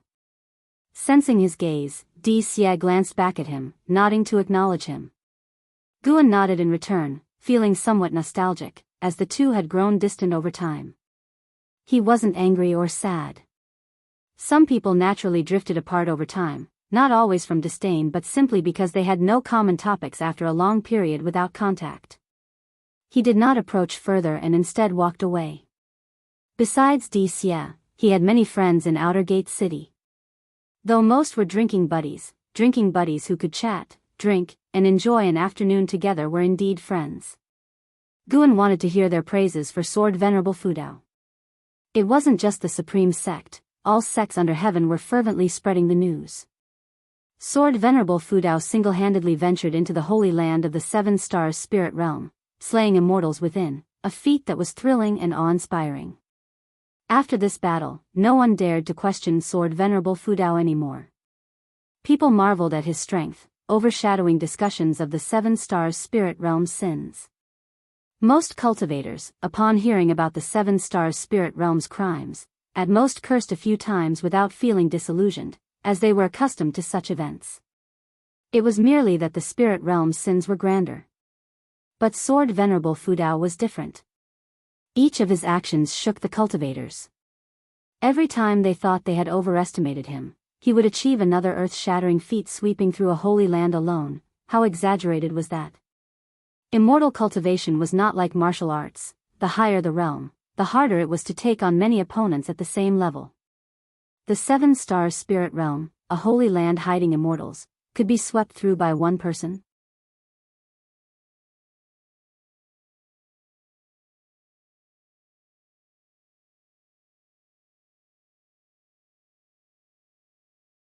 Guoguhong, Core Formation Realm 8th Layer 373/500/950, a very ordinary cultivator. However, 130 years ago, such a person would have been a significant figure to Guan. Guan replied, I am from the ancient sky sect. What does Daoist friend require? Guoguhong, clad in gray, wearing a hat and carrying a long box, looked travel-worn. He glanced at the lake and said, I heard that the North Sea has shown anomalies lately, with a supreme treasure about to emerge. I wonder if Daoist friend has heard anything about it. Just as Guan was about to respond, Guoguhong suddenly raised his hand, forming a claw with his right hand, aiming at Gu An's heart.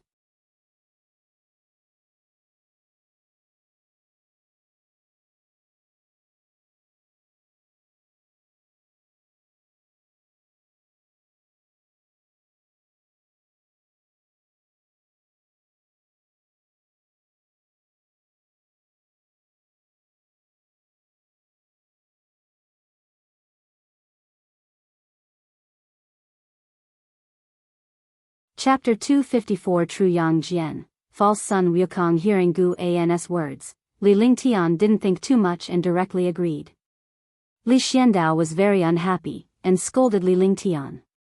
As a result, Li Lingtian got angry and started to talk back. Next came the lesson with a slap. Li Lingtian was picked up by Li Xiandao, hung over his leg, and his butt was spanked harshly. This scene reminded Guan of scenes from his childhood in his past life. The memories of his past life were hazy, as if they were distant recollections. Guan didn't expect Li Xiandao to have this side. He wondered whether Li Ye had been educated in this way when he was a child. However, he could see that Li Lingshan's mother seemed very unusual, and Li Zuando's words about his mother showed considerable helplessness. Guan looked at Li Lingshan's karma and peered into his past. Soon, Guan understood some information. Li Lingshan's mother came from the ocean, with the surname Yang, from a great family. For her, Li Xiandao had deposed the former queen and made her the new queen. He also decided to cultivate Li Lingtian as the crown prince. After peering into Li Lingshan's past, Guan sighed to himself. Having a strong background as a mother indeed allowed for recklessness. However, Li Lingshan's life grid was also extraordinary. He was born overseas, and during his birth, there were thunderstorms that attracted the protection of great cultivators in the family. After his birth, Li Xiandao officially married Empress Yang, and the Yang family even dispatched special guards to protect Li Lingshan's growth. Currently, there were already 2 Mahayana cultivators guarding from afar. Previously, Mahayana cultivators were rare, but now they continuously flowed into the immortal cultivation world of the 3 dynasties. Perhaps the Yang family also saw the potential of this continent and made an advance bet, with Li Xiandao, who was about to unify the 3 dynasties, being a good candidate. Li Lingtian was indeed extraordinary. No matter how much Li Xiandao hit him, he didn't cry. Instead, he stubbornly glared at Li Xiandao. This boy was simply a little demon king, and in the future, Li Xiandao and Liya would probably suffer. Uncle, that's enough. The child can be taught slowly in the future. Right now, he didn't actually do anything wrong, it was just his way of speaking. I didn't feel offended. Guan spoke up, giving Li Xiandao a way out. After hearing this, Li Xiandao looked embarrassed. He looked at Guan and said, "This boy is naturally strong and has a small mind.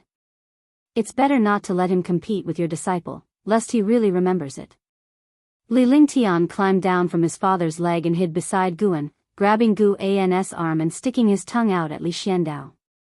Guan could feel Li Lingshan's strength.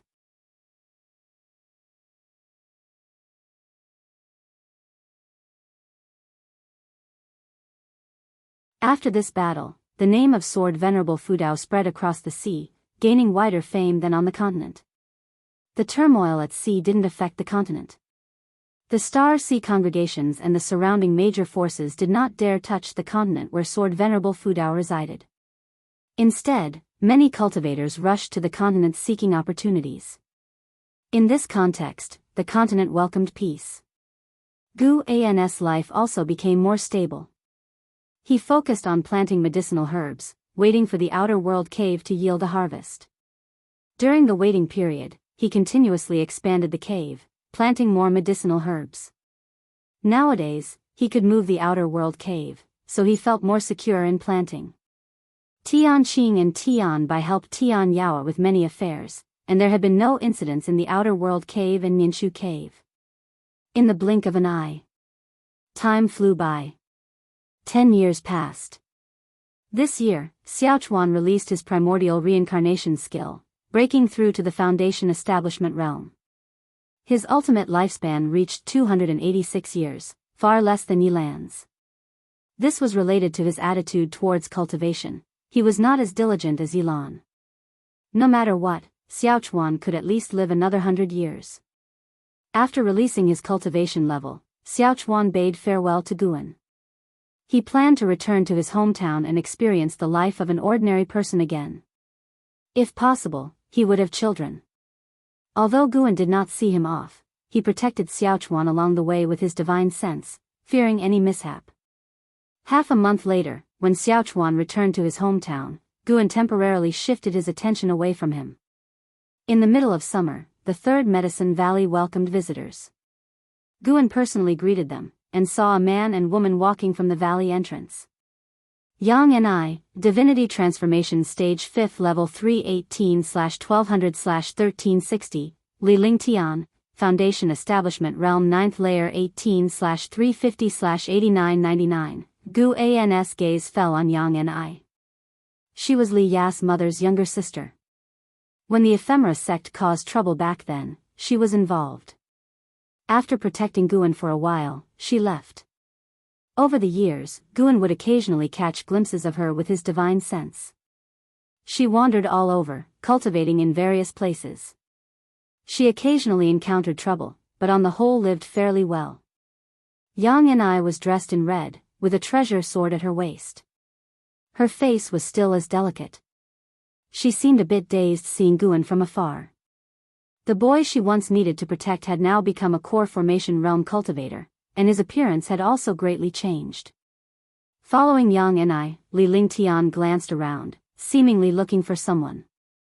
The 18-year-old Li Lingtian wore white clothes with gold patterns and a golden dragon pearl crown on his head.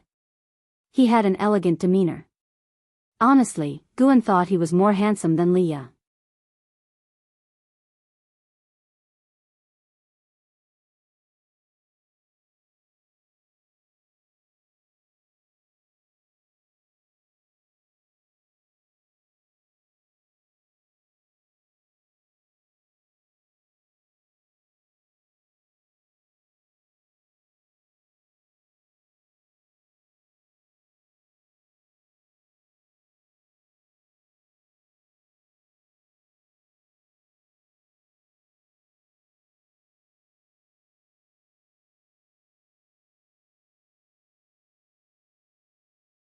Chapter 256 Former Lord of Divine Exotic City in the Imperial Study. Upon hearing Li Zuando's words, Yi Yan replied, I am not sure either. When I left that year, I hadn't seen Master make acquaintances with any great cultivator.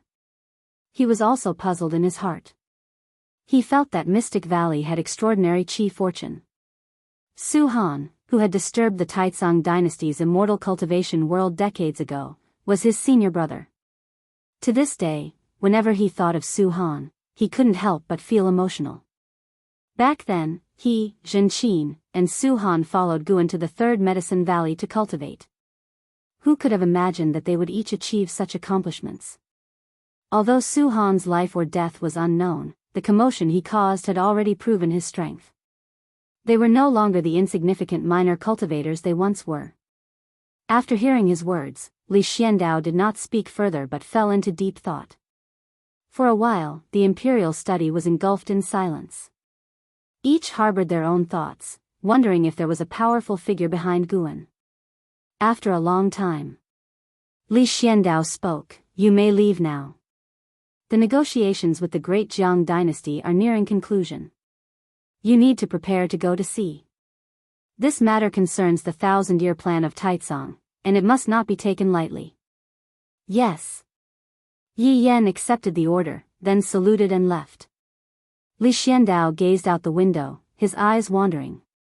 I must advance to Mystic Heart soon, or many things cannot proceed. Li Xiandao thought silently. Compared to Li Lingxian's achievements, he cared more about his own.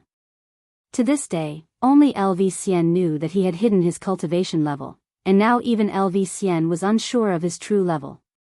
Li Zuando's ambitions were grand. He wanted to be an immortal emperor, eternally in power. For this, he needed strength to protect himself. Li Lingtian's suffering this setback was also good. It would make him more diligent in his cultivation, ensuring he didn't create trouble for his imperial authority. Thinking of this, Li Xiandao smiled.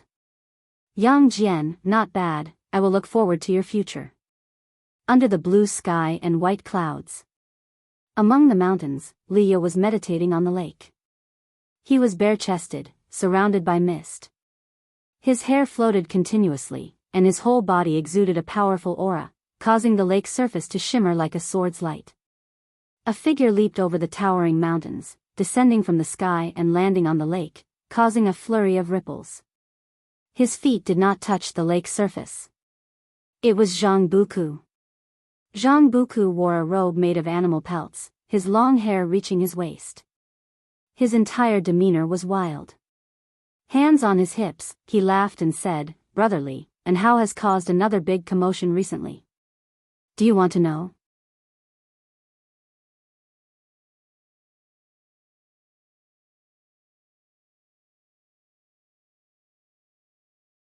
She stood up, put the book on the table into her storage bag, and then left.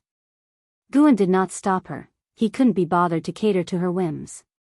He sat back in the treasured chair that Shenzhen had occupied earlier, communicating with the divine exotic immortal spirit in his heart. Are you sure? He asked in his heart. The voice of the divine exotic immortal spirit sounded, Sure, it's definitely his aura. Although I have never seen him, the city retains his aura. I cannot be mistaken. The former master of divine exotic city is in that rift. The rift it mentioned was the one that spanned the ocean. Its appearance had even led to rumors of a world-destroying sea tide. The divine exotic immortal spirit had just sensed the aura of the former master of divine exotic city from that rift. Guan wanted to know the former master's cultivation level from it, but unfortunately, it did not know. In its words, the divine exotic city had been born after it left that person's hands. This was true for all immortal spirit treasures. They could only serve one master. Once the master perished, the immortal spirit would also vanish. At this moment, Leah was still in the Star Sea congregations, far from the ocean rift. Only the divine exotic immortal spirit sensed that aura. When Guan looked at the rift, he saw many cultivators fleeing from it, as if something terrifying was chasing them. When his divine sense approached the rift, he felt a powerful aura that deterred him from recklessly probing further. The presence that he could feel was strong. There might be a carefree primordial immortal hidden in the rift. Guan withdrew his divine sense, no longer paying attention to it. The world had countless major forces, and there were numerous great cultivators. As long as they didn't threaten him, he was too lazy to meddle. After all, that rift was extremely remote from the mainland, separated by 2 continents and countless islands. Guan chatted with the divine exotic immortal spirit for a while longer. Once he was sure that the former master could no longer control divine exotic city, he felt relieved. He got up and went downstairs. As he walked down the stairs, he saw the busy disciples in the valley, and a smile appeared on his face.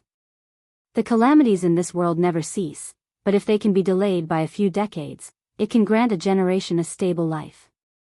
Guan thought this and then walked towards the place where the most disciples were gathered.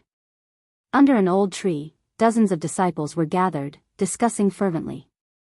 Among them were 2 people playing Go, one of whom was the 9-fingered Divine Lord. The other was the best Go player in the valley, one of the senior disciples in the valley, respectfully addressed as Elder Lu.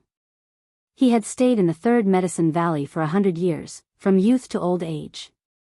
Because of his modest cultivation talent, he never thought of leaving the valley.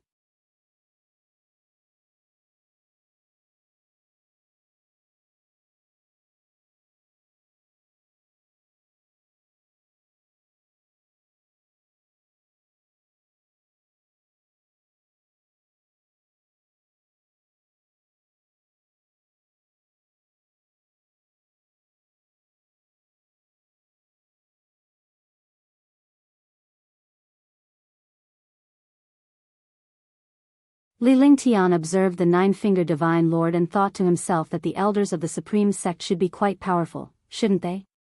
Why not find an opportunity to spar with him? Li Lingtian urgently needed a victory to build his confidence. The cultivation of other disciples in the valley was too weak to mention. He couldn't bypass Yang Jian to challenge Guan, so he set his sights on the 9-fingered Divine Lord. This old man liked playing chess with mortals. Maybe he could also spar with him, a junior. He could ask him to suppress his cultivation realm to the core formation realm. He wanted to see if he could fight across realms.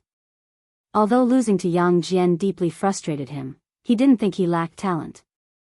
He just chose the wrong opponent. He didn't believe he could choose wrong twice. If he couldn't even beat senior brother Gu in chess, then he surely wouldn't be better in combat. Thinking of this, Li Lingtian showed a silly smile on his face. Under the tree, the 9-fingered Divine Lord lifted his head and looked at Guan, asking in a deep voice, "Impossible. I shouldn't have lost to you.